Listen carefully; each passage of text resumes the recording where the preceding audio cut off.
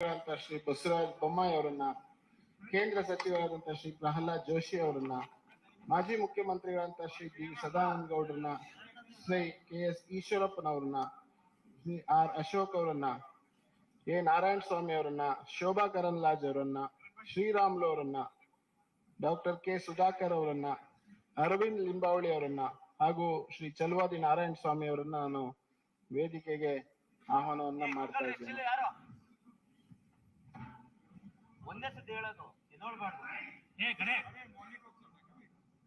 ಎಲ್ಲರಿಗೂ ನಮಸ್ಕಾರ, ಶುಭೋದಯ. ಇವತ್ತಿನ ಭಾರತೀಯ ಜನತಾ ಪಾರ್ಟಿಯ ಪ್ರಜಾ ಪ್ರಣಾಳಿಕೆಯ ಬಿಡುಗಡೆಯ ಈ ಒಂದು ಸಂದರ್ಭದಲ್ಲಿ ವೇದಿಕೆ ಮೇಲಿರುವಂತ ಎಲ್ಲ ಗಣ್ಯರನ್ನ ಹಾಗೂ ಅತಿಥಿಗಳನ್ನ ಸ್ವಾಗತಿಸಬೇಕು ಅಂತ ಹೇಳಿ ನಾನು ಪ್ರಣಾಳಿಕೆಯ ಸಂಚಾಲನಾ ಸಮಿತಿಯ ಸಂಚಾಲಕರಾದಂತ ಡಾಕ್ಟರ್ ಕೆ ಸುಧಾಕರ್ ಅವರನ್ನ ನಮ್ಮೆಲ್ಲರನ್ನು ಕೂಡ ಸ್ವಾಗತಿಸಬೇಕು ಈ ಒಂದು ಪ್ರಣಾಳಿಕೆ ಬಿಡುಗಡೆಗೆ ಅಂತೇಳಿ ಡಾಕ್ಟರ್ ಸುಧಾಕರ್ ಅವರನ್ನು ನಾನು ಸ್ವಾಗತಿಸ್ತಾ ಇದ್ದೀನಿ.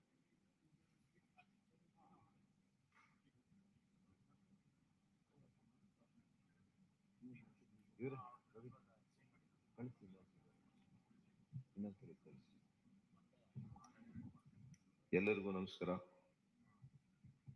ನಮ್ಮೆಲ್ಲರ ರಾಷ್ಟ್ರೀಯ ಭಾರತೀಯ ಜನತಾ ಪಕ್ಷದ ಅಧ್ಯಕ್ಷರು ಸನ್ಮಾನ್ಯ ಶ್ರೀ ಜೆ.ಪಿ. ನಡ್ಡಾಜಿ ಅವರೇ, ನಮ್ಮ ನಾಯಕರು ಮಾನ್ಯ ಮುಖ್ಯಮಂತ್ರಿಗಳು ಶ್ರೀ ಬಸವರಾಜ ಬೊಮ್ಮಾಯಿ ಅವರೇ, ಅದೇ ರೀತಿ ನಮ್ಮ ಹಿರಿಯ ನಾಯಕರು, ನಮ್ಮ ನಿಕಟಪೂರ್ವ ಮುಖ್ಯಮಂತ್ರಿಗಳು ಆಗಿರ್ತಕ್ಕಂಥ ಶ್ರೀ ಬಿ.ಎಸ್. ಯಡಿಯೂರಪ್ಪಾಜಿ ಅವರೇ, ಅದೇ ರೀತಿ ನಮ್ಮ ರಾಜ್ಯ ಬಿಜೆಪಿಯ ಅಧ್ಯಕ್ಷರಾಗಿರ್ತಕ್ಕಂಥ ಮಾನ್ಯ ಶ್ರೀ ನಳಿನ್ ಕುಮಾರ್ ಕಟೀಲ್ ರವರಿಗೆ ಕೂಡ ಈ ಸುದ್ದಿಗೋಷ್ಠಿಗೆ ಸ್ವಾಗತವನ್ನು ಬಯಸ್ತೇನೆ. ನಮ್ಮ ಕೇಂದ್ರ ಸಚಿವರು ನಾಯಕರು ಆಗಿರ್ತಕ್ಕಂಥ ಶ್ರೀ ಪ್ರಹ್ಲಾದ್ ಜೋಶಿ ರವರಿಗೆ ಕೂಡ ಸ್ವಾಗತವನ್ನು ಬಯಸ್ತೇನೆ. ಮಾಜಿ ಕೇಂದ್ರ ಸಚಿವರು, ಮಾಜಿ ಮುಖ್ಯಮಂತ್ರಿಗಳು ಆಗಿರ್ತಕ್ಕಂಥ ಶ್ರೀ ಡಿ.ವಿ. ಸದಾನಂದ ಗೌಡರವರಿಗೆ ಕೂಡ ಸ್ವಾಗತವನ್ನು ಬಯಸ್ತೇನೆ. ಮಾಜಿ ಸಚಿವರು, ಹಿರಿಯ ನಾಯಕರು ಆಗಿರ್ತಕ್ಕಂಥ ಈಶ್ವರಪ್ಪನವರು, ಹಿರಿಯ ಸಚಿವರು, ಆತ್ಮೀಯರು ಆಗಿರ್ತಕ್ಕಂಥ ಶ್ರೀ ಆರ್ ಅಶೋಕ್ ರವರು, ಮಾನ್ಯ ಕೇಂದ್ರ ಸಚಿವರಾಗಿರ್ತಕ್ಕಂಥ ಶ್ರೀ ಎ ನಾರಾಯಣ ಸ್ವಾಮಿ ಅವರು, ಮಾನ್ಯ ಕೇಂದ್ರ ಸಚಿವರಾಗಿರ್ತಕ್ಕಂಥ ಕುಮಾರಿ ಶೋಭಾ ಕರಂದ್ಲಾಜೆ ರವರು, ಮಾನ್ಯ ಸಚಿವರಾಗಿರ್ತಕ್ಕಂಥ ಶ್ರೀ ಬಿ ಶ್ರೀರಾಮುಲು ಅವರು, ಮಾಜಿ ಸಚಿವರು, ಹಿರಿಯ ನಾಯಕರಾಗಿರ್ತಕ್ಕಂಥ ಶ್ರೀ ಅರವಿಂದ್ ಲಿಂಬಾವಳಿ ಅವರು, ವಿಧಾನ ಪರಿಷತ್ನ ಸದಸ್ಯರಾಗಿರ್ತಕ್ಕಂಥ ಶ್ರೀ ಚಲವಾದಿ ನಾರಾಯಣ ಸ್ವಾಮಿ ಅವರು,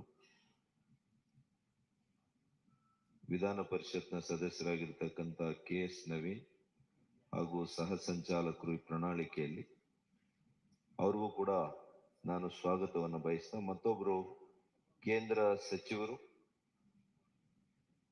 ಪ್ರಣಾಳಿಕೆಯಲ್ಲಿ ಬಹಳಷ್ಟು ನಮಗೆ ಸಹಕಾರವನ್ನ ನೀಡಿರ್ತಕ್ಕಂಥ ಶ್ರೀ ಭಗವಂತ್ ಖೂಬಾಜಿರವರಿಗೆ ಕೂಡ ವಿಶೇಷವಾಗಿರ್ತಕ್ಕಂಥ ಸ್ವಾಗತವನ್ನು ಬಯಸ್ತಾ, ಕೇಂದ್ರದಿಂದ ಬಂದಿರತಕ್ಕಂಥ ಅನೇಕ ಹಿರಿಯ ಮುಖಂಡರುಗಳು, ರಾಜ್ಯಸಭಾ ಸದಸ್ಯರುಗಳು, ಸಂಸದರು, ವಿವಿಧ ವಿಭಾಗಗಳ ಮುಖ್ಯಸ್ಥರು ಆಗಿರ್ತಕ್ಕಂಥ ಎಲ್ರಿಗೂ ಕೂಡ ಸ್ವಾಗತವನ್ನು ಬಯಸ್ತಾ, ಇವತ್ತು ಈ ಪ್ರಣಾಳಿಕೆ ಬಿಡುಗಡೆಯ ಒಂದು ಕ್ಷಣಗಣನೆ ಇರೋದ್ರಿಂದ ಇವತ್ತು ನಮ್ಮ ರಾಷ್ಟ್ರೀಯ ಅಧ್ಯಕ್ಷರು, ನಮ್ಮ ಮಾನ್ಯ ಮುಖ್ಯಮಂತ್ರಿಗಳು, ನಮ್ಮೆಲ್ಲ ನಾಯಕರುಗಳು ಕೂಡ ಇವತ್ತು ಬಿಡುಗಡೆ ಮಾಡೋರಿದ್ದಾರೆ.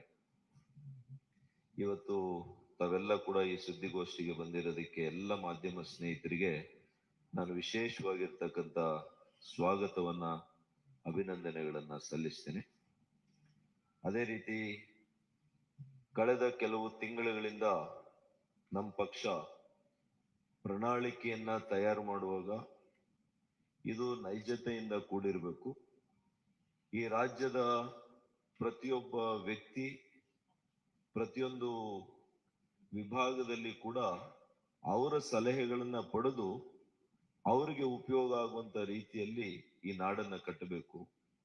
ನವ ಕರ್ನಾಟಕದಿಂದ ನವ ಭಾರತವನ್ನ ನಿರ್ಮಾಣ ಮಾಡುವಂತ ಆಶಯದೊಂದಿಗೆ ನಮ್ಮ ಮಾನ್ಯ ಪ್ರಧಾನಮಂತ್ರಿಗಳು ನರೇಂದ್ರ ಮೋದಿ ಅವರು ಹೇಳಿರುವ ಹಾಗೆ ಇವತ್ತು ಈ ರಾಜ್ಯವನ್ನ, ಈ ನಾಡನ್ನ ಕಟ್ಟುವಾಗ ಮುಂದಿನ 25 ವರ್ಷಗಳ ದೃಷ್ಟಿಕೋನವನ್ನ ಇಟ್ಕೊಂಡು ಯುವಕರಿಗೆ ಸಬಲೀಕರಣದ ಮೂಲಕ, ಸಮಾಜದ ಸಬಲೀಕರಣದ ಮೂಲಕ ನಮ್ಮ ಆಡಳಿತವನ್ನ ನಾವು ನೀಡಿ ಅದರ ಮೂಲಕ ಸಂಪದ್ಭರಿತ ಕರ್ನಾಟಕ ಆಗಬೇಕು ಅನ್ನುವಂತ ವಿಚಾರದಲ್ಲಿ ನಾವು ಈ ಪ್ರಣಾಳಿಕೆಯಲ್ಲಿ ಸಿದ್ಧ ಮಾಡಿದ್ದೇವೆ. 38 ವಿವಿಧ ಕ್ಷೇತ್ರಗಳಲ್ಲಿ ಸುಮಾರು 170 ವಿಧಾನಸಭಾ ಕ್ಷೇತ್ರಗಳಲ್ಲಿ ನಾವು ಸಲಹೆ ಸಂಗ್ರಹವನ್ನ ಮಾಡಿದ್ದೇವೆ. ನಮಗೆ ಆಶ್ಚರ್ಯ ಆಯಿತು, ಇವತ್ತು ಆನ್ಲೈನ್ ನಲ್ಲಿ ವೆಬ್ಸೈಟ್ ನ ಮೂಲಕ 29,306 ಸಲಹೆಗಳು ನಮಗೆ ಇಲ್ಲಿವರೆಗೂ ಕೂಡ ಬಂದಿದ್ದಾವೆ. ವಾಟ್ಸ್ಆಪ್ ಮೂಲಕ ಬಂದಿದ್ದಾವೆ, ಮಿಸ್ಡ್ ಕಾಲ್ಸ್ ಮೂಲಕ ಬಂದಿದ್ದಾವೆ. ಒಟ್ಟು 6 ಲಕ್ಷ ಸಲಹೆಗಳು ಇವತ್ತು ಇಡೀ ರಾಜ್ಯದಿಂದ ನಮ್ಮೆಲ್ಲ ಏನು ವಿಜಯ ಸಂಕಲ್ಪ ಯಾತ್ರೆ ಕೈಗೊಂಡಾಗ, ಬೂತ್ ಅಭಿಯಾನ ಕೈಗೊಂಡಾಗ, ನಮ್ಮ ವಿಧಾನಸಭೆ ಕ್ಷೇತ್ರದಲ್ಲಿ ನಾವು ಸಲಹಾ ಸಂಗ್ರಹ ಸಮಿತಿ ಸಭೆಗಳನ್ನ ಕೈಗೊಂಡಾಗ ಇವೆಲ್ಲ ಸಲಹೆಗಳು ಕೂಡ ನಮಗ್ ಬಂದಿದೆ. ನಾನು ಕೇಂದ್ರ ಸಚಿವರಿಗೆ, ಕೇಂದ್ರ ನಾಯಕರಿಗೆ ನಾನು ಈ ಸಂದರ್ಭದಲ್ಲಿ ಅಭಿನಂದನೆ ಸಲ್ಲಿಸ್ತೇನೆ. ಸುಮಾರು 17 ರಾಷ್ಟ್ರೀಯ ನಾಯಕರು ಕೂಡ ಈ ನಮ್ಮ ಪ್ರಣಾಳಿಕೆ ಸಿದ್ಧ ಮಾಡುವಂತ ಸಭೆಗಳಲ್ಲಿ ಅವರು ಭಾಗವಹಿಸಿದ್ರು. ಅವರಿಗೆ ವಿಶೇಷ ಕೃತಜ್ಞತೆಯನ್ನ ನಾನು ಅರ್ಪಿಸ್ತೇನೆ. ಅದೇ ರೀತಿ ಆಯಾ ವಿಷಯ ತಜ್ಞರು, ವಿಶೇಷವಾಗಿರ್ತಕ್ಕಂತಹ ಪರಿಣಿತರು, ಇವ್ರ ಕಡೆಯಿಂದ ಕೂಡ ನಾವು ಚರ್ಚೆ ಮಾಡಿ ಸುಮಾರು 900 ಸಲಹೆಗಳು ಅವ್ರ ಕಡೆಯಿಂದ ಕೂಡ ಬಂದಿದ್ದಾವೆ. ಮತ್ತು ಅದರ ಜೊತೆಗೆ 50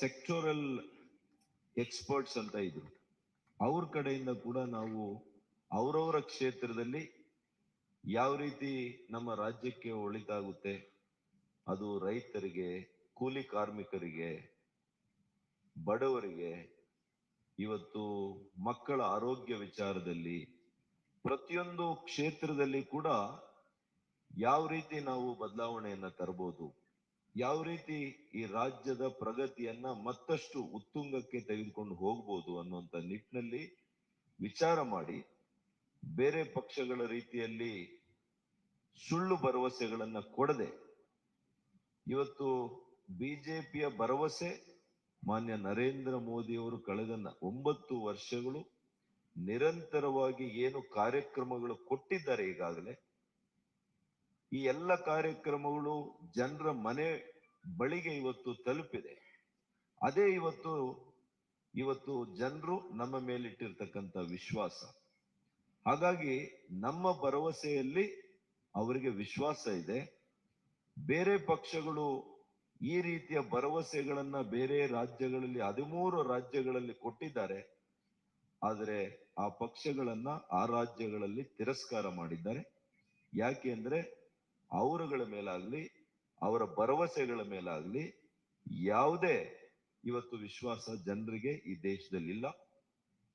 ಯಾವ ರಾಜ್ಯಗಳಲ್ಲಿ ಅವರು ಆಡಳಿತಕ್ಕೆ ಬಂದಿದ್ದಾರೆ, ಉದಾಹರಣೆಗೆ ರಾಜಸ್ಥಾನ, ಮಧ್ಯಪ್ರದೇಶ, ಸ್ವಲ್ಪ ದಿನ ಮಹಾರಾಷ್ಟ್ರದಲ್ಲಿ, ಅಲ್ಲಿ ಅವರು ಕೊಟ್ಟಂತ 5 ವರ್ಷಗಳ ಹಿಂದೆ ಕೊಟ್ಟಂತ ಭರವಸೆಗಳಲ್ಲಿ ಒಂದು ಭರವಸೆ ಕೂಡ ಅದು ಈಡೇರಿಸಲಿಕ್ಕೆ ಅವ್ರ ಕೈಲಿ ಆಗಿಲ್ಲ.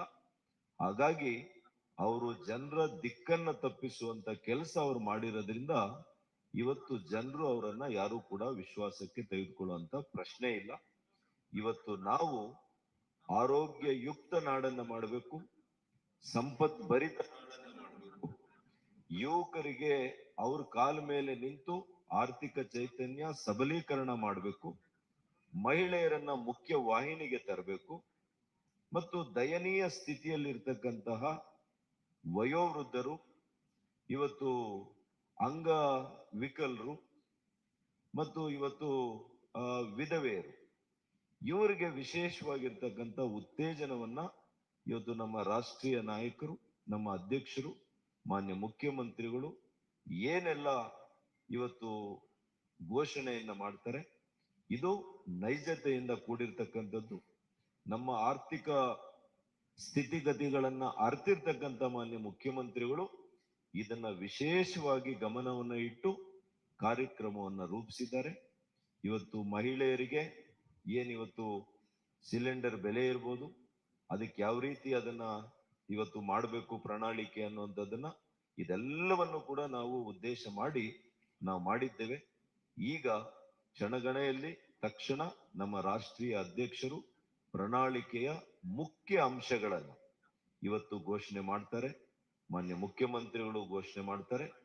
ನಾನು ಈ ಪ್ರಣಾಳಿಕೆ ಸಿದ್ಧತೆ ಮಾಡೋದ್ರಲ್ಲಿ ನನ್ನ ಸಹ ಸಂಚಾಲಕರು, ನಮ್ಮ ಸಚಿವರು, ನಮ್ಮೆಲ್ಲ ಕೆಲವು ಕ್ಷೇತ್ರದ ಪರಿಣಿತರು ಕೂಡ ವಿವಿಧ ಪ್ರಕೋಷ್ಠಗಳಲ್ಲಿ ಕೆಲಸ ಮಾಡಿ ಅನುಭವ ಇರತಕ್ಕಂಥವರು ನನ್ನ ಜೊತೆ ಸುಮಾರು 16 ಜನ ಇದ್ರು.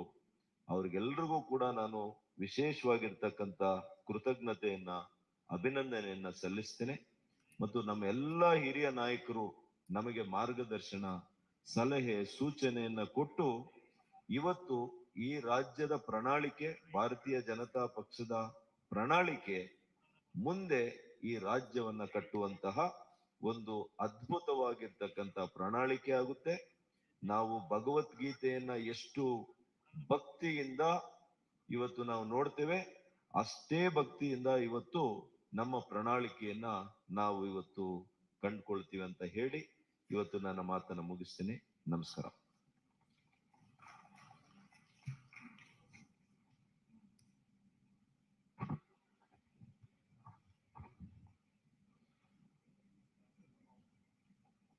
ಈಗ ನಾನು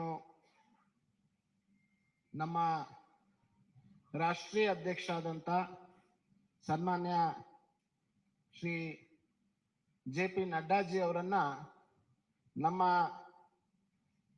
ಪ್ರಣಾಳಿಕೆಯನ್ನ, ಪ್ರಜಾ ಪ್ರಣಾಳಿಕೆಯನ್ನ ಬಿಡುಗಡೆಯನ್ನ ಮಾಡಬೇಕು ಮತ್ತು ವೇದಿಕೆ ಮೇಲಿರುವಂತ ನಮ್ಮ ಎಲ್ಲ ನಾಯಕರುಗಳು ಕೂಡ ತಮ್ಮ ಮುಂದಿರುವಂತ ಪ್ರಣಾಳಿಕೆಯನ್ನ ಬಿಡುಗಡೆ ಮಾಡಬೇಕು ಅಂತೇಳಿ ನಾನು ಅವರೆಲ್ಲರಲ್ಲಿ ವಿನಂತಿಯನ್ನು ಮಾಡ್ತೀನಿ.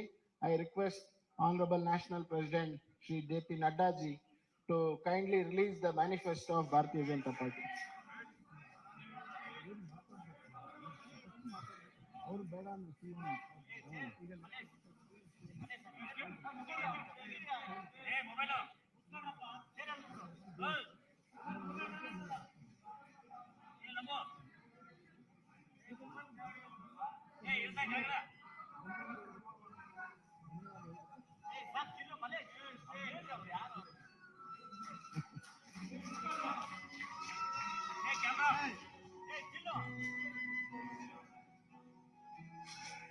ಸರಿ ಸರ್.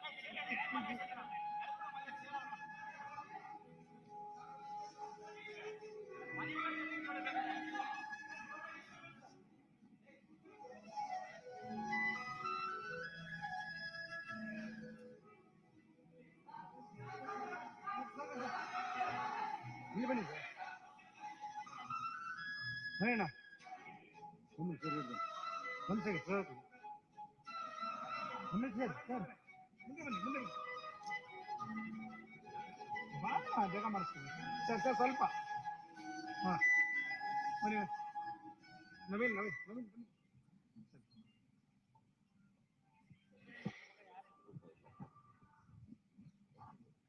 ಪ್ರಣಾಳಿಕೆಯ ಬಿಡುಗಡೆಯನ್ನ ಮಾಡಿದಂತ ಎಲ್ಲ ನಮ್ಮ ನಾಯಕರಿಗೆ, ಮಾನ್ಯ ರಾಷ್ಟ್ರೀಯ ಅಧ್ಯಕ್ಷರಿಗೆ ಧನ್ಯವಾದಗಳನ್ನ ತಿಳಿಸ್ತಾ, ಈಗ ತಮ್ಮೆಲ್ಲರೂ ಉದ್ದೇಶಿಸಿ ಮಾನ್ಯ ಮುಖ್ಯಮಂತ್ರಿಗಳಾದಂತಹ ಶ್ರೀ ಬಸವರಾಜ ಬೊಮ್ಮಾಯಿ ಅವರು ಉದ್ದೇಶಿಸಿ ಮಾತನಾಡಬೇಕು ಅಂತೇಳಿ ವಿನಂತಿಯನ್ನ ಮಾಡ್ತೇನೆ.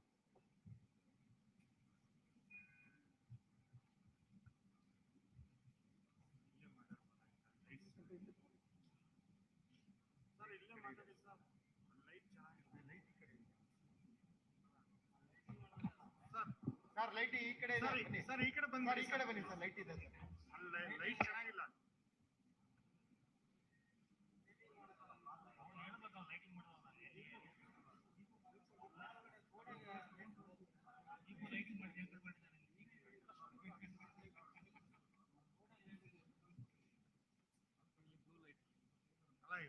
ಲೈಟ್ ಆದ್ರೂ ಇದೆಯಲ್ಲ ನಮ್ಮೆಲ್ಲರ ನಾಯಕರು, ರಾಷ್ಟ್ರೀಯ ಭಾರತೀಯ ಜನತಾ ಪಕ್ಷದ ಅಧ್ಯಕ್ಷರಾದಂಥ ಸನ್ಮಾನ್ಯ ಶ್ರೀ JP ನಡ್ಡಾಜಿ ಅವರೇ, ರಾಜ್ಯದ ಭಾರತೀಯ ಜನತಾ ಪಕ್ಷದ ಅಧ್ಯಕ್ಷರಾದಂಥ ನಳಿನ್ ಕುಮಾರ್ ಕಟೀಲ್ ಅವರೇ, ನಮ್ಮೆಲ್ಲರ ಹಿರಿಯ ನೆಚ್ಚಿನ ನಾಯಕರಾದಂಥ ಶ್ರೀ BS ಯಡಿಯೂರಪ್ಪಜಿ ಅವರೇ, ಹಾಗೂ ಮಾಜಿ ಮುಖ್ಯಮಂತ್ರಿಗಳಾದಂಥ ಸದಾನಂದ ಗೌಡಜಿ ಅವರೇ, ಹಾಗೂ ನಮ್ಮ ಕ್ಯಾಂಪೇನ್ ಕಮಿಟಿಯ ಅಧ್ಯಕ್ಷರಾದಂಥ ಶ್ರೀಮತಿ ಶೋಭಾ ಕರಂದ್ಲಾಜೆ ಅವರೇ,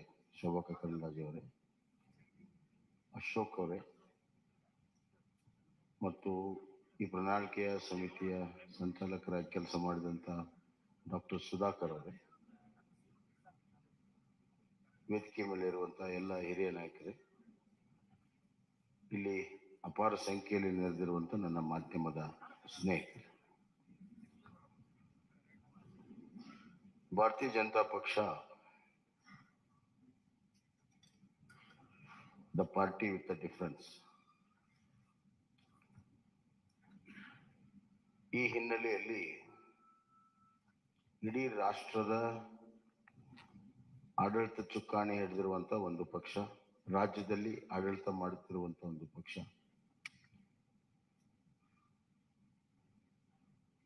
ರಾಷ್ಟ್ರದ ರಾಜಕಾರಣದಲ್ಲಿ ಭಾರತೀಯ ಜನತಾ ಪಕ್ಷ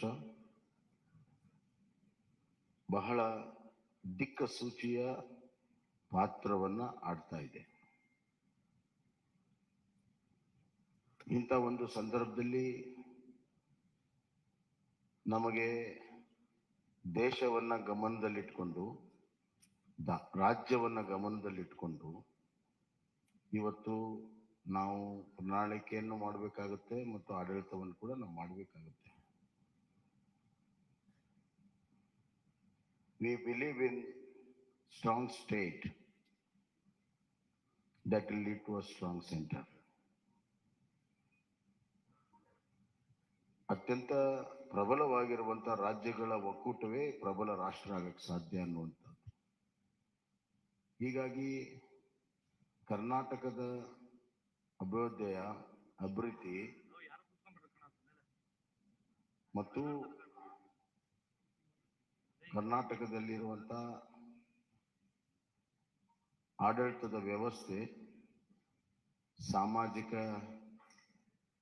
ವ್ಯವಸ್ಥೆ ರಾಜ್ಯದ ಮೇಲೆ ಅಷ್ಟೇ ಅಲ್ಲ, ರಾಷ್ಟ್ರದ ಮೇಲೂ ಕೂಡ ಪರಿಣಾಮ ಬೀರ್ತವೆ ಅಂತ ನಾನು ಭಾವಿಸಿ ಪ್ರಜಾ ಪ್ರಣಾಳಿಕೆಯನ್ನು ನಾವು ಮಾಡಿದ್ದೇವೆ.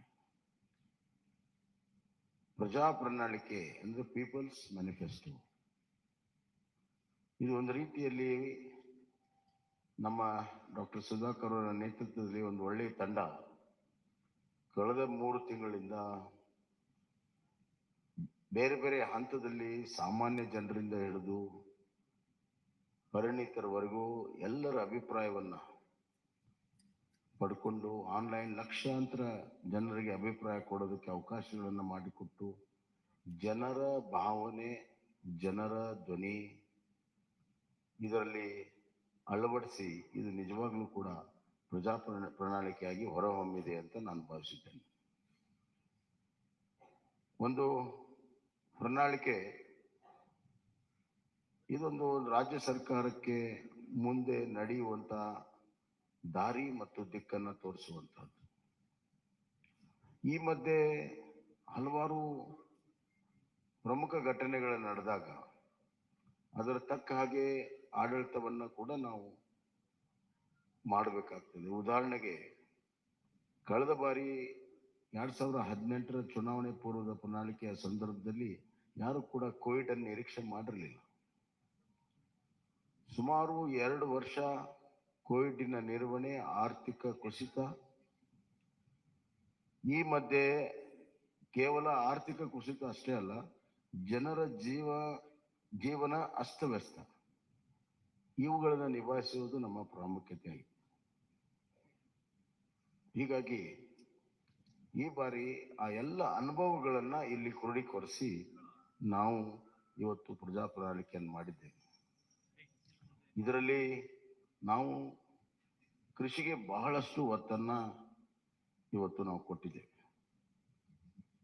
ಕೃಷಿ ನಮ್ಮ ಪ್ರಮುಖವಾಗಿರುವಂತಹ ಒಂದು ಚಟುವಟಿಕೆ, ಆರ್ಥಿಕವಾಗಿರೋ ಚಟುವಟಿಕೆ, ಅತಿ ಹೆಚ್ಚು ಜನರ ತೊಡಗಿಸಿಕೊಂಡಿರುವಂತಹ ಒಂದು ಚಟುವಟಿಕೆ. ಹೀಗಾಗಿ ಇವತ್ತು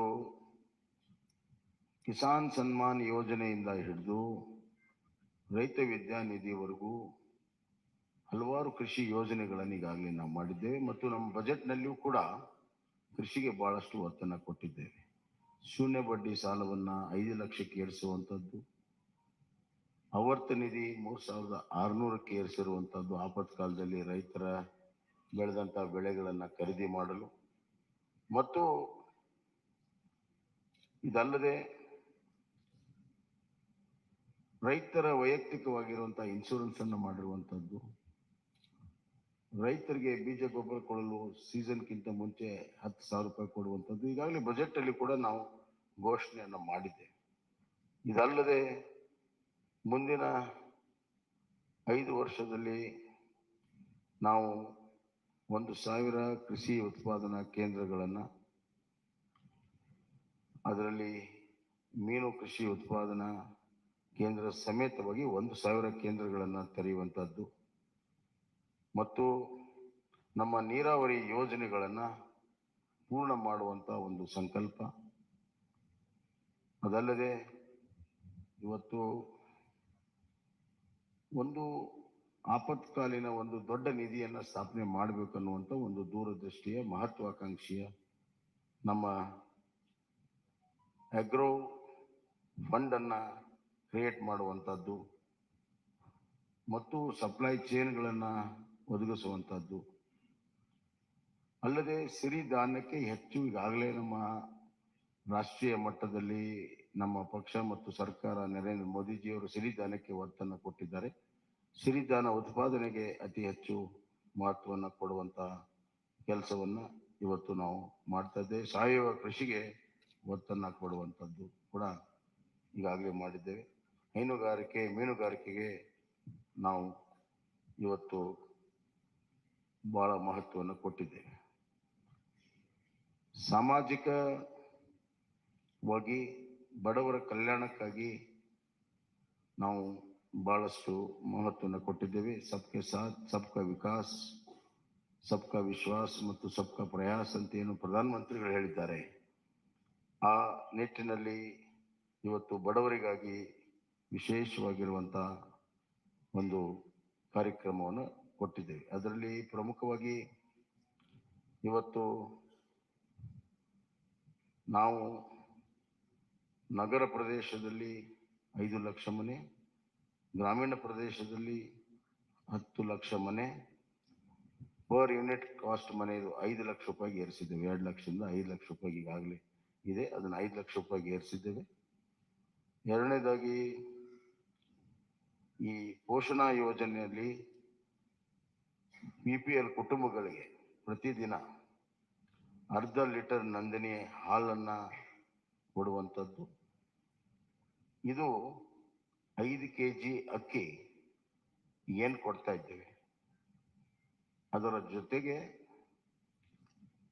ಇನ್ನ 5 kg ಸಿರಿಧಾನ್ಯವನ್ನು ಕೊಡ್ತಾ ಇದ್ದೇವೆ. ಅಂದರೆ ಒಟ್ಟು 10 kg ನಾವು ಪಡಿತರ ವ್ಯವಸ್ಥೆಯಲ್ಲಿ ಕೊಡ್ತೀವಿ. 5 kg ಅಕ್ಕಿ, 5 kg ಸಿರಿಧಾನ್ಯ, ಒಟ್ಟು 10 kg.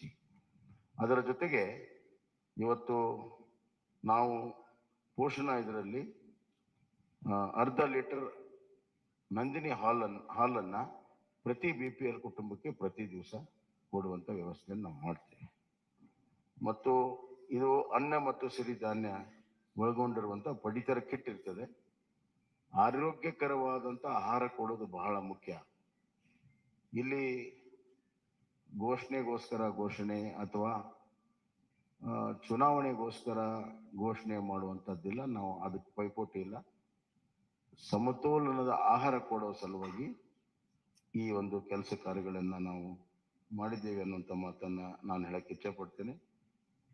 ಮತ್ತು ಪ್ರತಿ ಮನೆಗೆ 5 ಲಕ್ಷ ರೂಪಾಯಿ ನೆಟ್ ಕಾಸ್ಟ್ ಈಗಾಗಲೇ ಹೇಳಿದೆ. ಆರೋಗ್ಯದಲ್ಲಿ ನಾವು ಆಯುಷ್ಮಾನ್ ಭಾರತ ಕರ್ನಾಟಕ ಯೋಜನೆ ಅಡಿಯಲ್ಲಿ ಪ್ರತಿ BPL ಕುಟುಂಬಕ್ಕೆ ವರ್ಷಕ್ಕೆ 10 ಲಕ್ಷ ಪ್ರತಿ BPL ಕುಟುಂಬಕ್ಕೆ ವಿಮಾ ಮೊತ್ತವನ್ನು 5 ಲಕ್ಷದಿಂದ ಹೆಚ್ಚಿಸುತ್ತೇವೆ. ಈಗಾಗಲೇ ಆಯುಷ್ಮಾನ್ ಕಾರ್ಡ್ನಲ್ಲಿ 5 ಲಕ್ಷ ರೂಪಾಯಿ ಇದೆ, ಲಿಮಿಟ್ 5 ಲಕ್ಷ ರೂಪಾಯಿ ಇದೆ ಇನ್ಶೂರೆನ್ಸ್ದು. ಅದನ್ನು 10 ಲಕ್ಷ ರೂಪಾಯಿಗೆ ನಾವು ಏರಿಸ್ತಾ ಇದ್ದೇವೆ. ಅಂದರೆ ನಮ್ಮ ಕರ್ನಾಟಕ ಸರ್ಕಾರ ಅದಕ್ಕೆ 5 ಲಕ್ಷ ರೂಪಾಯಿ ಅಷ್ಟು ಇನ್ಶೂರೆನ್ಸ್ಗೆ ಮೊತ್ತವನ್ನು ಕೊಡ್ತೀವಿ ಅಂತ. ಹೀಗೆ ಹಲವಾರು ಯೋಜನೆಗಳನ್ನು ಇವತ್ತು ನಾವು ಮಾಡಿದ್ದೇವೆ. ಹಿರಿಯ ನಾಗರಿಕರಿಗೆ ಆರೋಗ್ಯ ತಪಾಸಣೆ ಮಾಡುವಂಥದ್ದು, ಮಿಷನ್ ಸ್ವಾಸ್ಥ್ಯ ಕರ್ನಾಟಕ,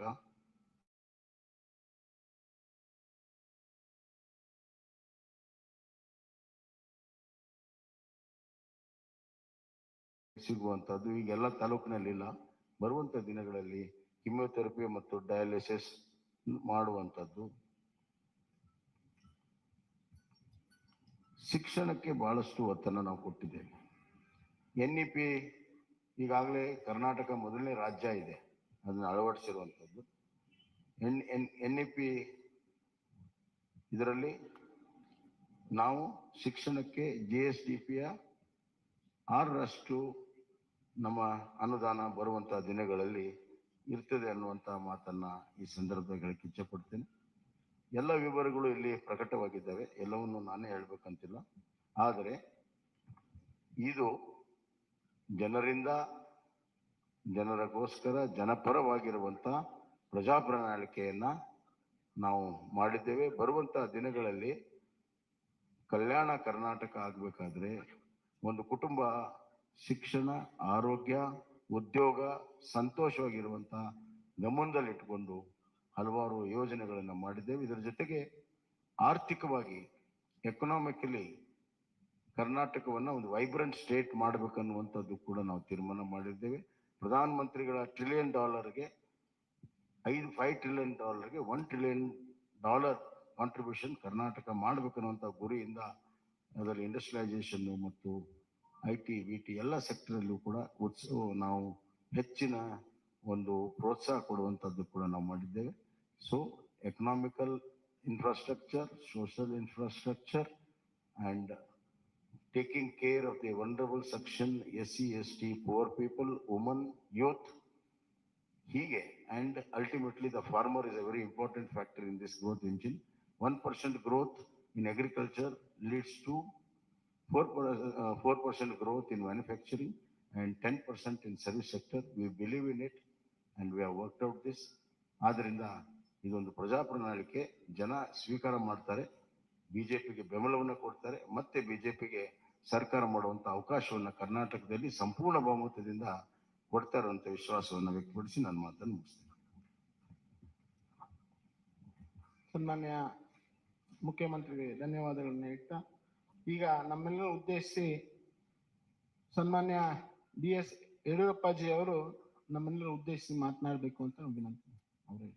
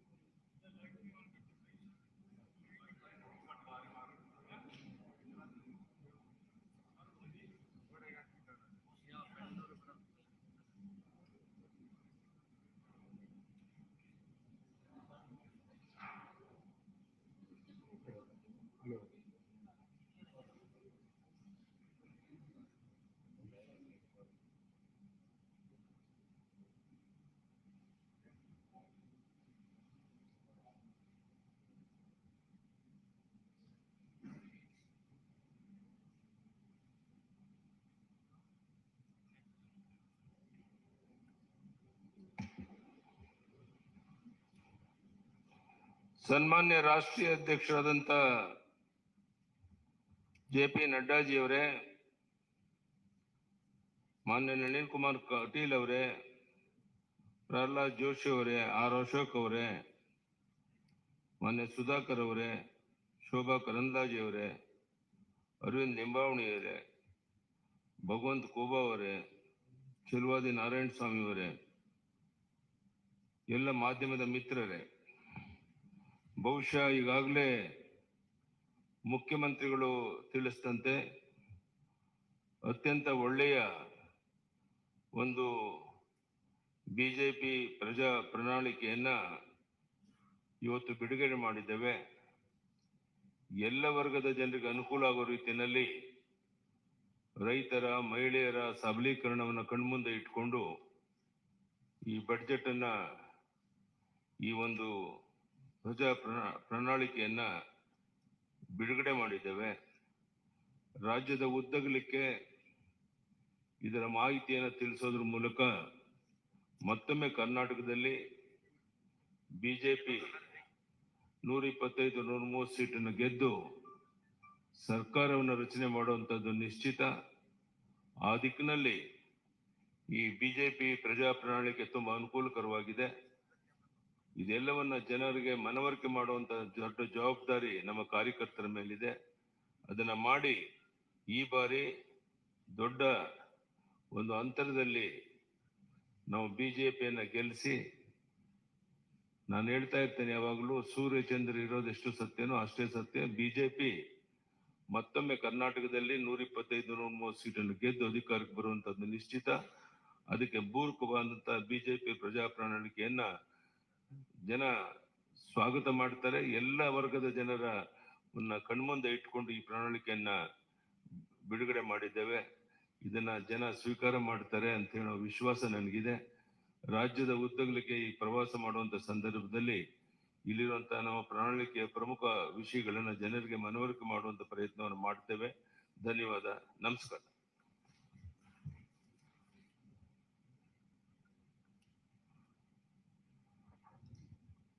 ನಮ್ಮೆಲ್ಲರನ್ನ ಉದ್ದೇಶಿಸಿ ಮಾತನಾಡಿದಂತ ಶ್ರೀ ಬಿ.ಎಸ್. ಯಡಿಯೂರಪ್ಪಾಜಿ ಅವರಿಗೆ ವಂದನೆಗಳನ್ನ ತಿಳಿಸ್ತಾ, ಈಗ ನಮ್ಮೆಲ್ಲರನ್ನ ಉದ್ದೇಶಿಸಿ ನಮ್ಮ ಭಾರತೀಯ ಜನತಾ ಪಾರ್ಟಿಯ ರಾಷ್ಟ್ರೀಯ ಅಧ್ಯಕ್ಷರು, ನಮ್ಮೆಲ್ಲರ ನಾಯಕರು ಆದಂತ ಸನ್ಮಾನ್ಯ ಶ್ರೀ ಜಗತ್ ಪ್ರಕಾಶ್ ನಡ್ಡಾಜಿ ಅವರು ತಮ್ಮನ್ನು ಉದ್ದೇಶಿಸಿ ಮಾತನಾಡಬೇಕು ಅಂತ ನಾನು ಅವರಲ್ಲಿ ವಿನಂತಿಯನ್ನು ಮಾಡ್ತೀನಿ.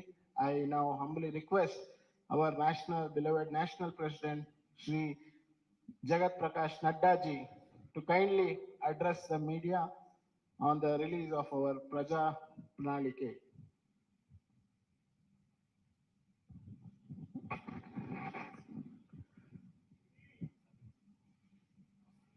Our very senior leader and the member of the BJP National Parliamentary Board and ex-Chief Minister of Karnataka, respected B.S. Yediyurappa, our very dynamic Chief Minister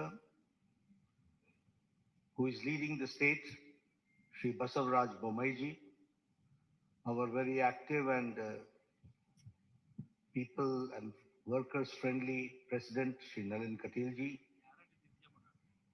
our Minister in the central government, and my colleague in the Lok Sabha, Shri Prahlad Joshi ji, my senior colleague, ex-Chief Minister and an ex-Minister in the Government of India, Shri Sadanand Gowda ji, Minister in the Government of India and the Chairman of the Campaign Committee, Kumari Shobha Karnlaje ji, Shri Ashwat Narayan Swami ji, Shri Bhagwat Kuba ji, Shri K. Sudhakar ji, Arvind Limbawali ji, Narayan Swami ji, K.S. Naveen ji, senior members on the dais, and the friends from the media, print media and electronic media. It is indeed a matter of great opportunity for me. A few minutes back, I got the opportunity to release the manifesto of the Bharatiya Janata Party for the ensuing elections in Karnataka. First of all, as my colleague Sudhakar ji said, that this manifesto has not been formulated, drafted, or the content has not been created in any air-conditioned room.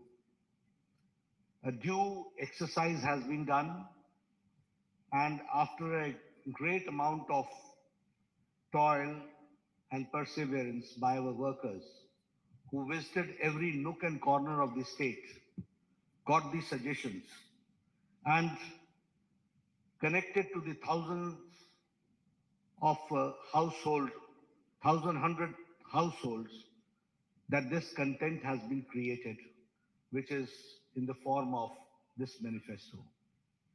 Here I would also like to remind you that when Yediyurappa ji took over, and later on Mr. Bommai continued, and when the baton was handed over to him, I can say that the Bharatiya Janata Party government converted the calamity into an opportunity.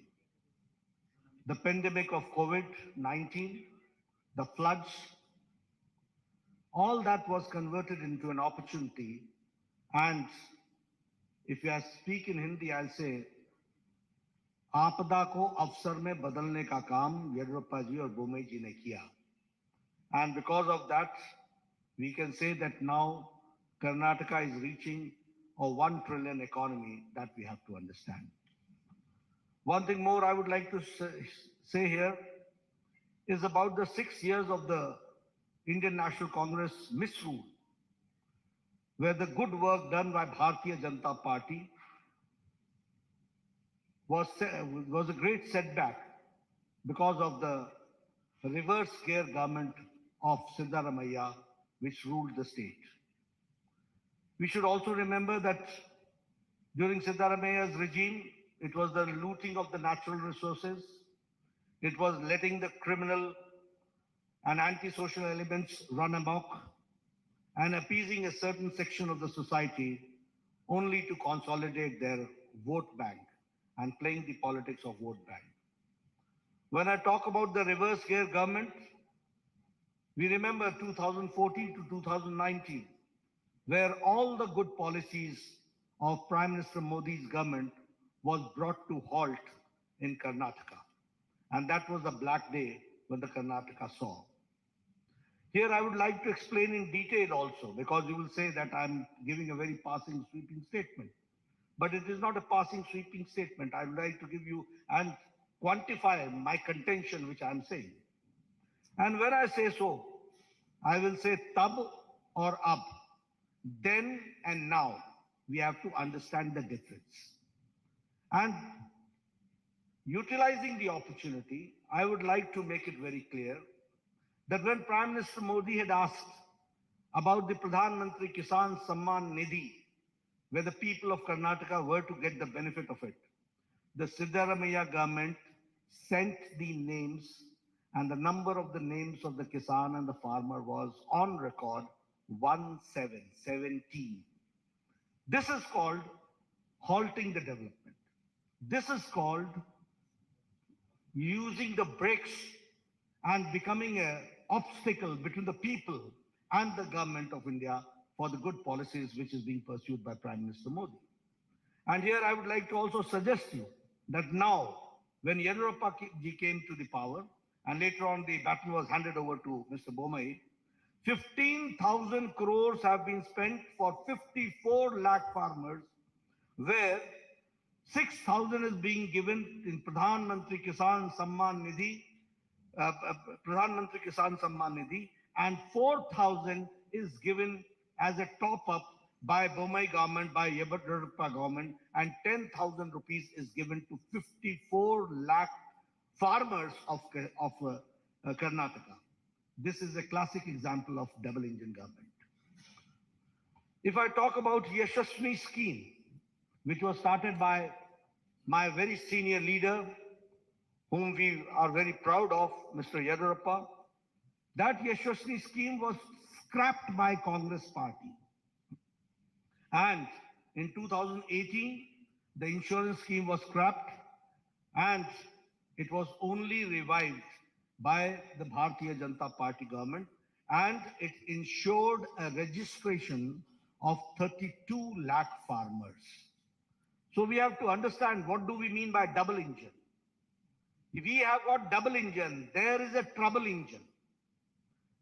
We are there for development. They are for the reverse gear. We are there to give the pace to the development. They are there to put brakes to the development. That we have to understand. If I talk about the Bhagya Lakshmi Yojana, it was for a secure future of the girl child, and giving 3,000 rupees annual fixed deposit in their name. Almost 3 lakh beneficiaries, women were there, 3 lakh children were there. And when the Congress government came, that is the Siddaramaia's most anti-people government came, then the Bhagya Lakshmi scheme was reduced to 65,000. And when again Yediyurappa ji came to power and Bomai ji came to power, now I'm happy to share with you that almost 3 lakh children are insured under Bhagya Lakshmi Yojana. This change has taken place. If I talk about foreign direct investment, I'm happy to share with you. When I say that it's a 1 trillion economy Karnataka is reaching, I would also like to share that Karnataka is now, under the leadership of Yediyurappa ji and Bomai ji, is now where the foreign direct investment is, Karnataka is number 1 in foreign direct investment. And in Congress regime, it was 1,75,000 lakh crores, and now it is 3,21,000 lakh crores. That we have to understand. If I talk about the average irrigation budget, it was 11,600 crore during Congress regime, and now it is 21,201 crore, which is an increase of 80% that we have to understand. If I talk about the establishment of health and wellness centers, I was the health minister at that point of time when Siddaramaiah was the chief minister. And with a lot of push by the government of India and by the support of government of India, the Congress regime could only open 548 health and wellness centers were operationalized. But under Bomai ji's regime, health and wellness centers has reached the number of 8,618. This is the pace of the government in the health sector that we have to understand. During Congress regime, there was a breakdown of law and order, and the PFI was given a free hand to terrorize people. And you will be astonished to know that Bengaluru became the second most unsafe city for women in India. And that was the time when Mr. Siddaramaiah withdrew 175 criminal cases against PFI, Popular Front of India. But when BJP came, PFI was banned, NIA was given a free hand, and 41,000 security cameras were installed across the city, enhancing women's safety. I'm giving you the statistics, the data, which says that how we are working and how we want to bring the change. When I talk about the double engine, we are delivering best without rest, and the achievements of the government of India and government of Karnataka, I would like to share with you. Bomeji started this Raita Vidya Yojana, and 725 crore worth scholarship of 11 lakh children were given to farmers' sons, landless, to the farmers, to the landless, to the laborers, to the weavers, to the fishermen, to the cab drivers, to the auto rickshaw drivers under the scheme of Vidya Nidhi scheme, which is Vidya Nidhi Yojana. If I talk about the development, as Mr. Bobai had talked about, that the farmers are getting 10,000 per year, in which 15,000 crores is being directly transferred to the Kisan, 6,000 from the government of India, 4,000 from the government of Karnataka, which comes to 10,000 rupees per year, that we have to understand. The revolutionary changes have taken place. We have talked about the economic nyaya, justice, economic justice, and now we are talking about the social justice. It was a long pending demand, but it was under Chief Minister Bomeji that the SC got the reservations, scheduled caste got the reservation enhanced from 15% to 17%, 2% enhanced. And the ST got from 3% to 7% and 4% was enhanced. The Vokalingas reservation was enhanced by 2%. The Lingayats reservation was enhanced by 2% under the 2D category and the Vokalingas in the 2C categories. And here I would like to say, justice to all, appeasement to none. And so the unconstitutional reservation given to minorities was repealed. This we have to understand. And the double engine government delivered justice to the long pending issues. I'm talking about the long pending issues, which no government had the audacity to even touch these issues. They ignored it once for all. But when BJP government came, we tried to resolve, and the Upper Bhadra lift irrigation project, which was allocated the first installment of 5,300 crores and by the union budget. And the same way, Kalasa Banduri project, the state budget gave 1,000 crores. And if I talk about the Upper Krishna phase 3, 5,000 crores were given and were allocated. The same way, expedited the Bengaluru suburban railway pending for 40 years, for 4 decades, and 15,000 crores for it was allocated. The same way, the long pending 3,526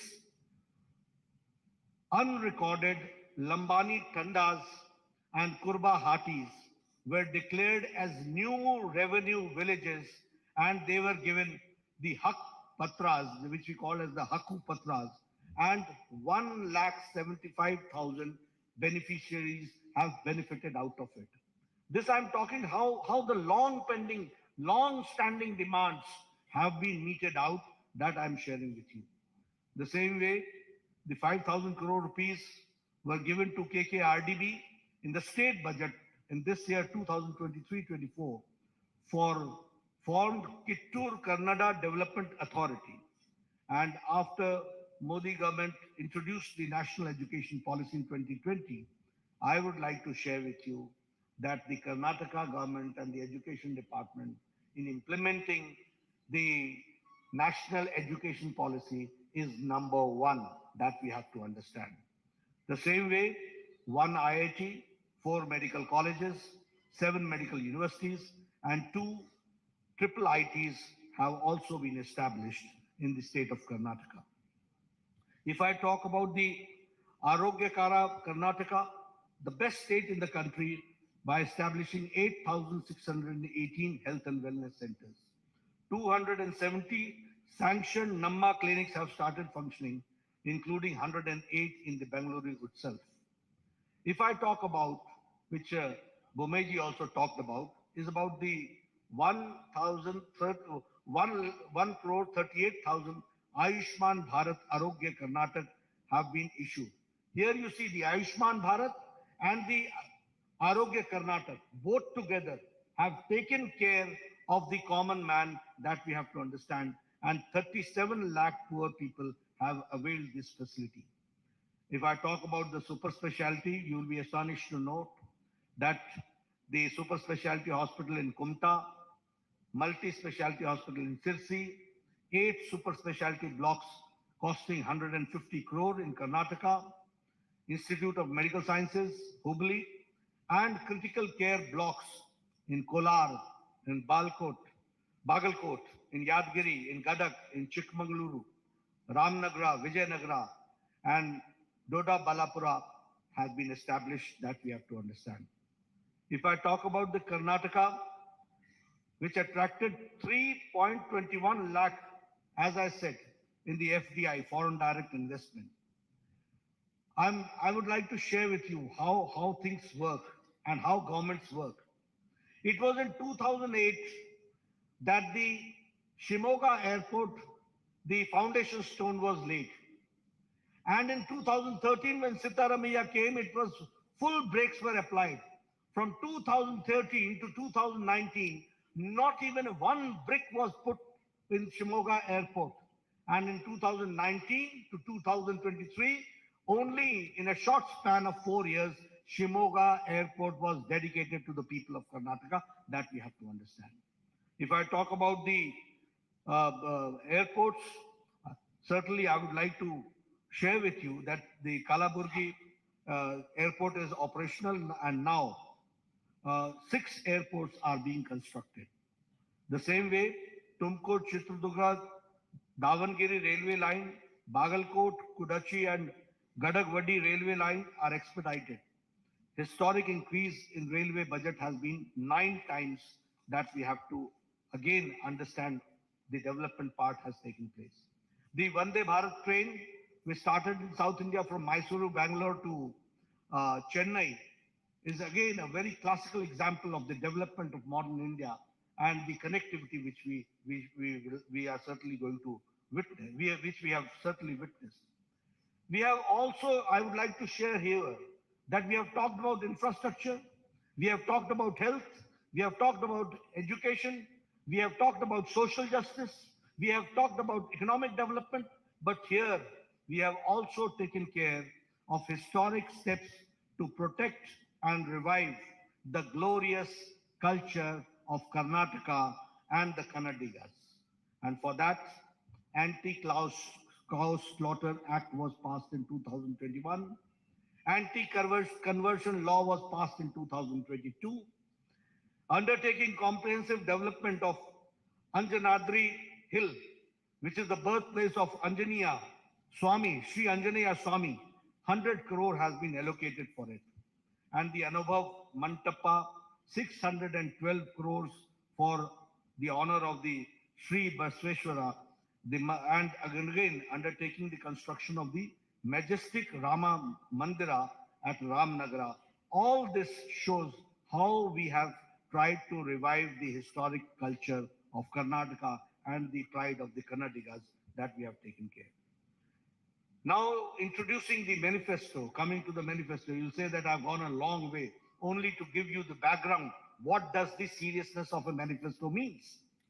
Why I've elaborated and elucidated all these points in detail? Because you should understand that how governments work, who are the people behind putting the brakes in the development of Karnataka, who are the people who have who shed their crocodile tears, and the reality is something different. Who are the people who are anti-Karnataka and Kannadiga, that we have to understand. And that is why I elucidated with facts and with data in front of you. But when I introduce this manifesto, which is, as we call it, as the Praja Ya BJP Ya Praja Pranalike, which means it is a people's manifesto. And when I say that it is Pranalike, the people's manifesto, it is built on the solid foundation of development. It is a manifestation of the double engine government, how the double engine government works. This manifesto is futuristic and is a vision document which fulfills the Prime Minister Modi ji's vision of Viksit Bharat, developed India, and the same way which also shows the prosperity and the Naya Karnataka during the Amrit Kal in the next 25 years. So this is the foundation which we have taken care in this manifesto. Here I would also like to share with you that the manifesto is different from the Congress, which talks about guarantees, which has an outdated warranty. Where everything, they talk about guarantee which has got an outdated warranty. They have never given anything. They have only talked about it. But when we say we mean it, and it is the manifesto, which is forward-looking document, it contains a realistic, achievable promise which will fulfill the aspirations of Karnataka's youth, farmer, women, weavers, middle class, SC, ST communities, and also all sections of the society will be taken care. Our manifesto is centered around 6 themes. And these 6 themes are 6A. Number 1 is Anna, which means food security. Number 2 is Akshara, which means quality education. Arogya, which means affordable and accessible healthcare. Adaya, which means assured income support. And Abhaya, social justice for all. And Abhiruddhi means development, prosperity for all. Under this 6 themes, our manifesto is centered around. And through this vision document, we have tried to restore the prosperity of Karnataka and the glory days of the Vijayanagara Empire. That is what we want. And for that, it is the foundation which we are, through this manifesto, we are keeping, and we are trying to see that in the next 25 years, how do we go forward? And when I say so, I would also like to say that it is a double engine Sarkara, where both the engines, and I will not say only double engine, it is a powerful engine also that we have to understand. We have got double engine, we have got powerful engine, there you had a trouble engine, and there you had a reverse gear engine. That you have to understand. And only applying brakes was there. When I talk about the Anna, the food security, we will provide, as Bomai Saab said, that we will be providing 3 free cooking gas cylinders to all BPL families annually, 1 each during the months of Yugadi, during Ganesh Chaturthi and Deepavali. The same way, we will set up an Atal Ahar Kendra in every ward of every municipal corporation in the state to provide affordable, quality and healthy food across the state. We will launch the scheme called Poshana, the scheme through which every BPL household will be provided with a half a liter Nandini milk every day and 5 kg of Sri Anna, which is the Sri Dhanya, along with 5 kg of rice will be provided to all BPL families in the monthly ration kit. The same way, if I talk about Abhaya, the social justice for all, we will implement uniform civil code in Karnataka based on the recommendations given by a high-level committee, which is to constitute for this purpose. We will also launch the Sarva Rigu Suru Yojana, under which Revenue Department will identify and distribute 10 lakh housing sites across the state to all the siteless, homeless beneficiaries.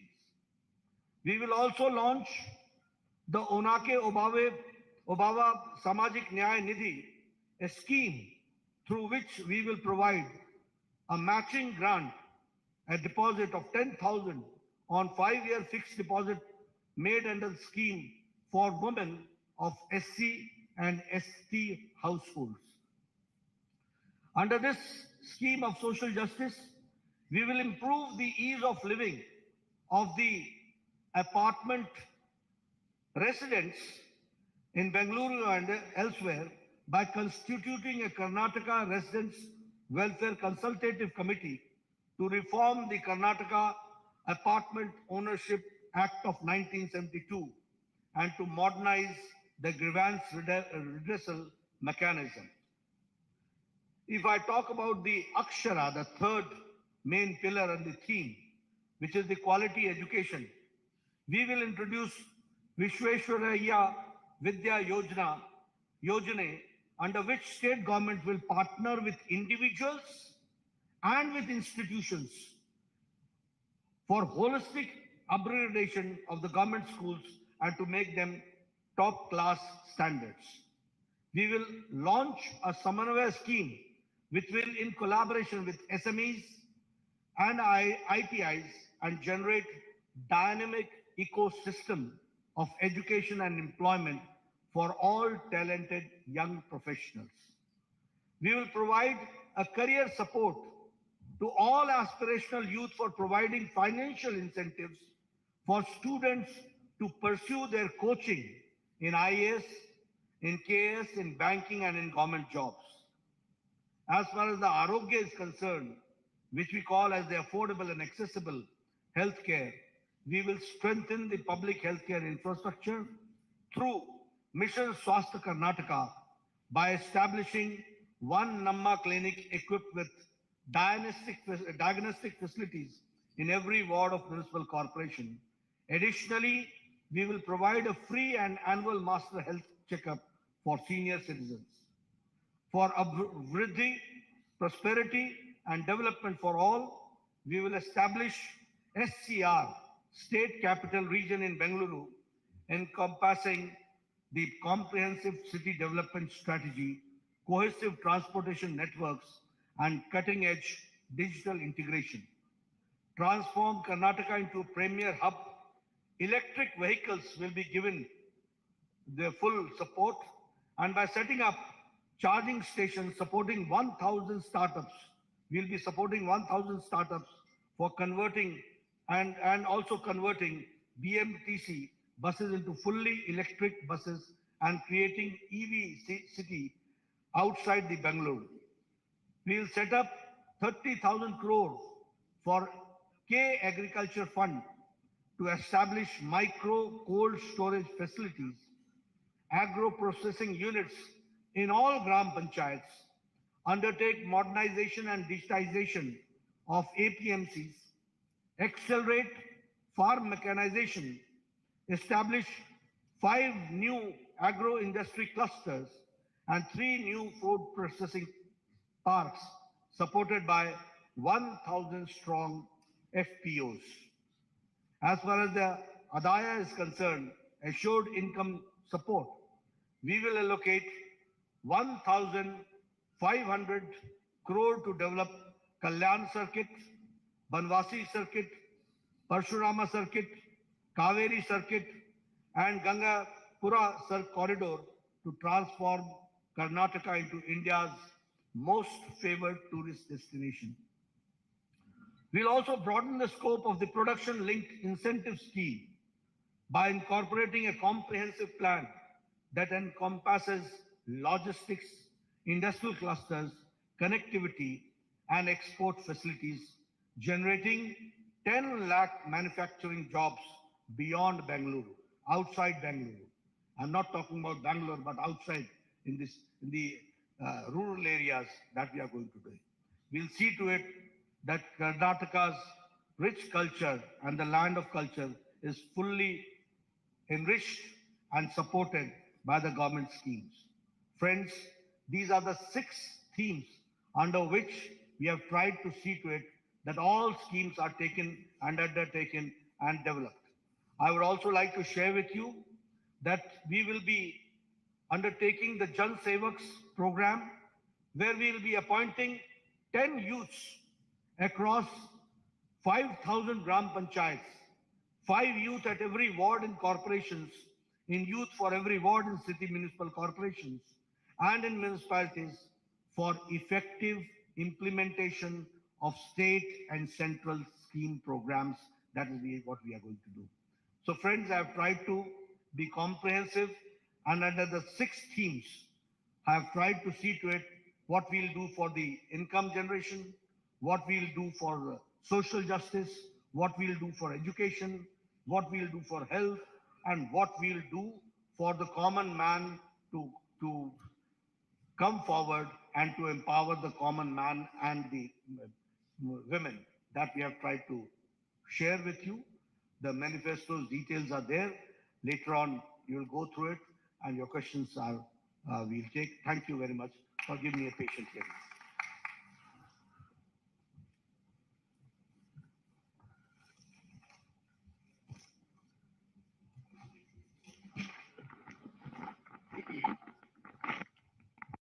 ಪೂರ್ವ ಮುಖ್ಯಮಂತ್ರಿಗಳು ಆಗಿರ್ತಕ್ಕಂಥ Shri BS ಯಡಿಯೂರಪ್ಪಾಜಿ ಅವರೇ, ಅದೇ ರೀತಿ ನಮ್ಮ ರಾಜ್ಯ ಬಿಜೆಪಿಯ ಅಧ್ಯಕ್ಷರಾಗಿರ್ತಕ್ಕಂಥ ಮಾನ್ಯ ಶ್ರೀ ನಳಿನ್ ಕುಮಾರ್ ಕಟೀಲ್ ರವರಿಗೆ ಕೂಡ ಈ ಸುದ್ದಿಗೋಷ್ಠಿಗೆ ಸ್ವಾಗತವನ್ನು ಬಯಸ್ತೇನೆ. ನಮ್ಮ ಕೇಂದ್ರ ಸಚಿವರು ನಾಯಕರು ಆಗಿರ್ತಕ್ಕಂಥ ಶ್ರೀ ಪ್ರಹ್ಲಾದ್ ಜೋಶಿ ರವರಿಗೆ ಕೂಡ ಸ್ವಾಗತವನ್ನು ಬಯಸ್ತೇನೆ. ಮಾಜಿ ಕೇಂದ್ರ ಸಚಿವರು, ಮಾಜಿ ಮುಖ್ಯಮಂತ್ರಿಗಳು ಆಗಿರ್ತಕ್ಕಂಥ ಶ್ರೀ DV ಸದಾನಂದ ಗೌಡರವರಿಗೆ ಕೂಡ ಸ್ವಾಗತವನ್ನು ಬಯಸ್ತೇನೆ. ಮಾಜಿ ಸಚಿವರು, ಹಿರಿಯ ನಾಯಕರು ಆಗಿರ್ತಕ್ಕಂಥ ಈಶ್ವರಪ್ಪನವರು, ಹಿರಿಯ ಸಚಿವರು, ಆತ್ಮೀಯರು ಆಗಿರ್ತಕ್ಕಂಥ ಶ್ರೀ R ಅಶೋಕ್ ರವರು, ಮಾನ್ಯ ಕೇಂದ್ರ ಸಚಿವರಾಗಿರ್ತಕ್ಕಂಥ ಶ್ರೀ ಎ ನಾರಾಯಣ ಸ್ವಾಮಿ ಅವರು, ಮಾನ್ಯ ಕೇಂದ್ರ ಸಚಿವರಾಗಿರ್ತಕ್ಕಂಥ ಕುಮಾರಿ ಶೋಭಾ ಕರಂದ್ಲಾಜೆ ರವರು, ಭಾರತೀಯ ಜನತಾ ಪಕ್ಷ ತನ್ನ ಜನತಾ ಪ್ರಣಾಳಿಕೆಯನ್ನ ಬಿಡುಗಡೆ ಮಾಡಿದೆ. ಬಿಜೆಪಿಯ ಪ್ರಜಾ ಪ್ರಣಾಳಿಕೆ 2023 ಇಂದು ಖಾಸಗಿ ಹೋಟೆಲ್ನಲ್ಲಿ ಬಿಜೆಪಿಯ ರಾಷ್ಟ್ರೀಯ ನಾಯಕರು, ರಾಜ್ಯದ ನಾಯಕರು ಎಲ್ಲರೂ ಕೂಡ ಸೇರಿ ಈ ಒಂದು ಪ್ರಣಾಳಿಕೆಯನ್ನ ಬಿಡುಗಡೆ ಮಾಡಿದ್ದಾರೆ. ಹಲವಾರು ವಿಚಾರಗಳ ಬಗ್ಗೆ ಪ್ರಸ್ತಾಪವನ್ನ ಮಾಡಲಾಗಿದೆ. ಹಲವಾರು ವಿಚಾರಗಳನ್ನ ಇನ್ಕ್ಲೂಡ್ ಅನ್ನ ಮಾಡಿದ್ದಾರೆ.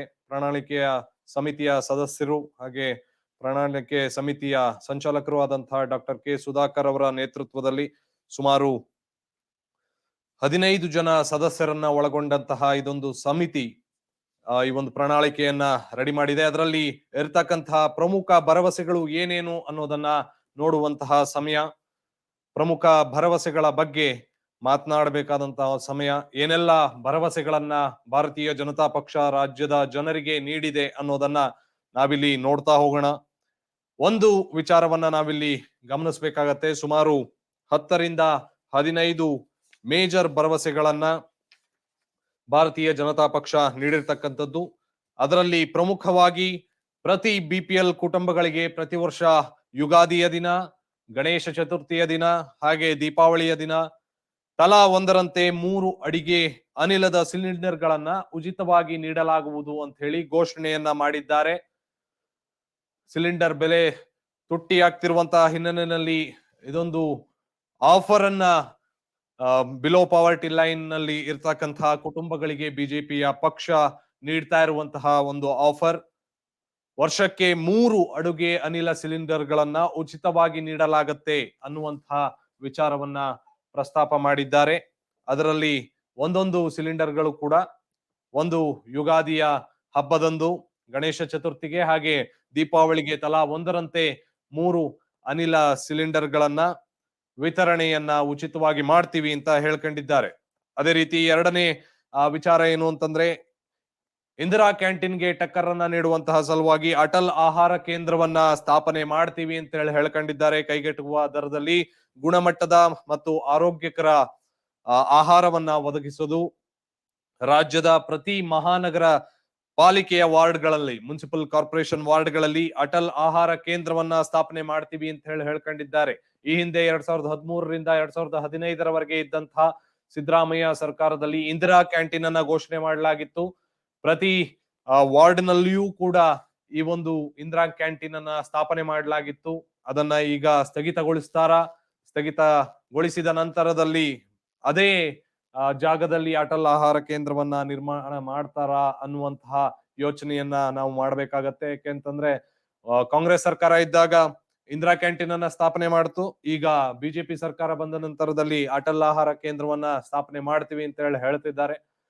ಜನರಿಗೆ ಅನುಕೂಲವಾಗುವಂತಹ ರೀತಿಯಲ್ಲಿ ಯೋಜನೆಗಳನ್ನ ರೂಪಿಸಬೇಕೇ ಹೊರತು ಜನರ ದುಡ್ಡು ಪೋಲಾಗುವಂತಹ ರೀತಿಯಲ್ಲಿ ಯಾವುದೇ ಯೋಜನೆಗಳನ್ನ ಹಾಕೊಳ್ಳೋದು ಅಷ್ಟು ಸೂಕ್ತ ಅಲ್ಲ ಅಂತ ಹೇಳಿ ಕಾಣುತ್ತೆ. ಈ ಹಿಂದೆ ಆಲ್ರೆಡಿ ಒಂದು ಯೋಜನೆ ಚಾಲ್ತಿಯಲ್ಲಿ ಇತ್ತು. ಮತ್ತೆ ಅದಕ್ಕೆ ಟಕ್ಕರ್ ನೀಡುವಂತಹ ಸಲುವಾಗಿ ಬಹುಶಃ ಬಿಜೆಪಿ ಅಟಲ್ ಆಹಾರ ಕೇಂದ್ರವನ್ನ ಸ್ಥಾಪನೆ ಮಾಡ್ತಿದ್ಯಾ. ಅಟಲ್ ಬಿಹಾರಿ ವಾಜಪೇಯಿ ಅವರು ಮಾಜಿ ಪ್ರಧಾನಮಂತ್ರಿಗಳು, ಅವರ ಹೆಸರಿನಲ್ಲಿ ಈ ಒಂದು ಆಹಾರ ಕೇಂದ್ರವನ್ನ ಸ್ಥಾಪನೆ ಮಾಡ್ತೀವಿ ಅಂತ ಹೇಳಿಕೊಂಡಿದ್ದಾರೆ.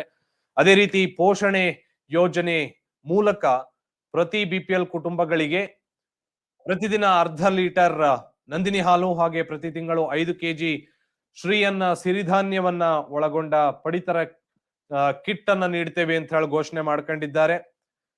ನಂದಿನಿ ಹಾಗೂ ಅಮೂಲ್ ನಡುವಿನ ಜಟಾಪಟಿ, ಬಹುಶಃ ಇದೊಂದು ವಿಚಾರವನ್ನ ತಮ್ಮ ಮ್ಯಾನಿಫೆಸ್ಟೋನಲ್ಲಿ ಇನ್ಕ್ಲೂಡ್ ಮಾಡ್ಲಿಕ್ಕೆ ಅನುಕೂಲ ಆಗಿದೆ ಬಿಜೆಪಿಗೆ ಅಂತ ಹೇಳಿ ಭಾವಿಸ್ತೀನಿ. ಪ್ರತಿ ದಿನ 1/2 ಲೀಟರ್ ನಂದಿನಿ ಹಾಲನ್ನ ಪ್ರತಿ ಬಿಪಿಎಲ್ ಕುಟುಂಬಕ್ಕೆ ನೀಡುವಂತಹ ಯೋಜನೆ, ಪೋಷಣೆ ಯೋಜನೆಯ ಮೂಲಕ ನೀಡುವಂತಹ ವಿಚಾರವನ್ನ ಬಿಜೆಪಿ ಮಾಡಿದೆ. ಅದೇ ರೀತಿ ಪ್ರತಿ ತಿಂಗಳು 5 ಕೆಜಿ ಸಿರಿಧಾನ್ಯವನ್ನ ಒಳಗೊಂಡಂತಹ ರೇಷನ್ ಕಿಟ್ ಅನ್ನ ನೀಡ್ತೇವೆ ಅಂತ ಹೇಳಿ ಹೇಳ್ಕೊಂಡಿದ್ದಾರೆ.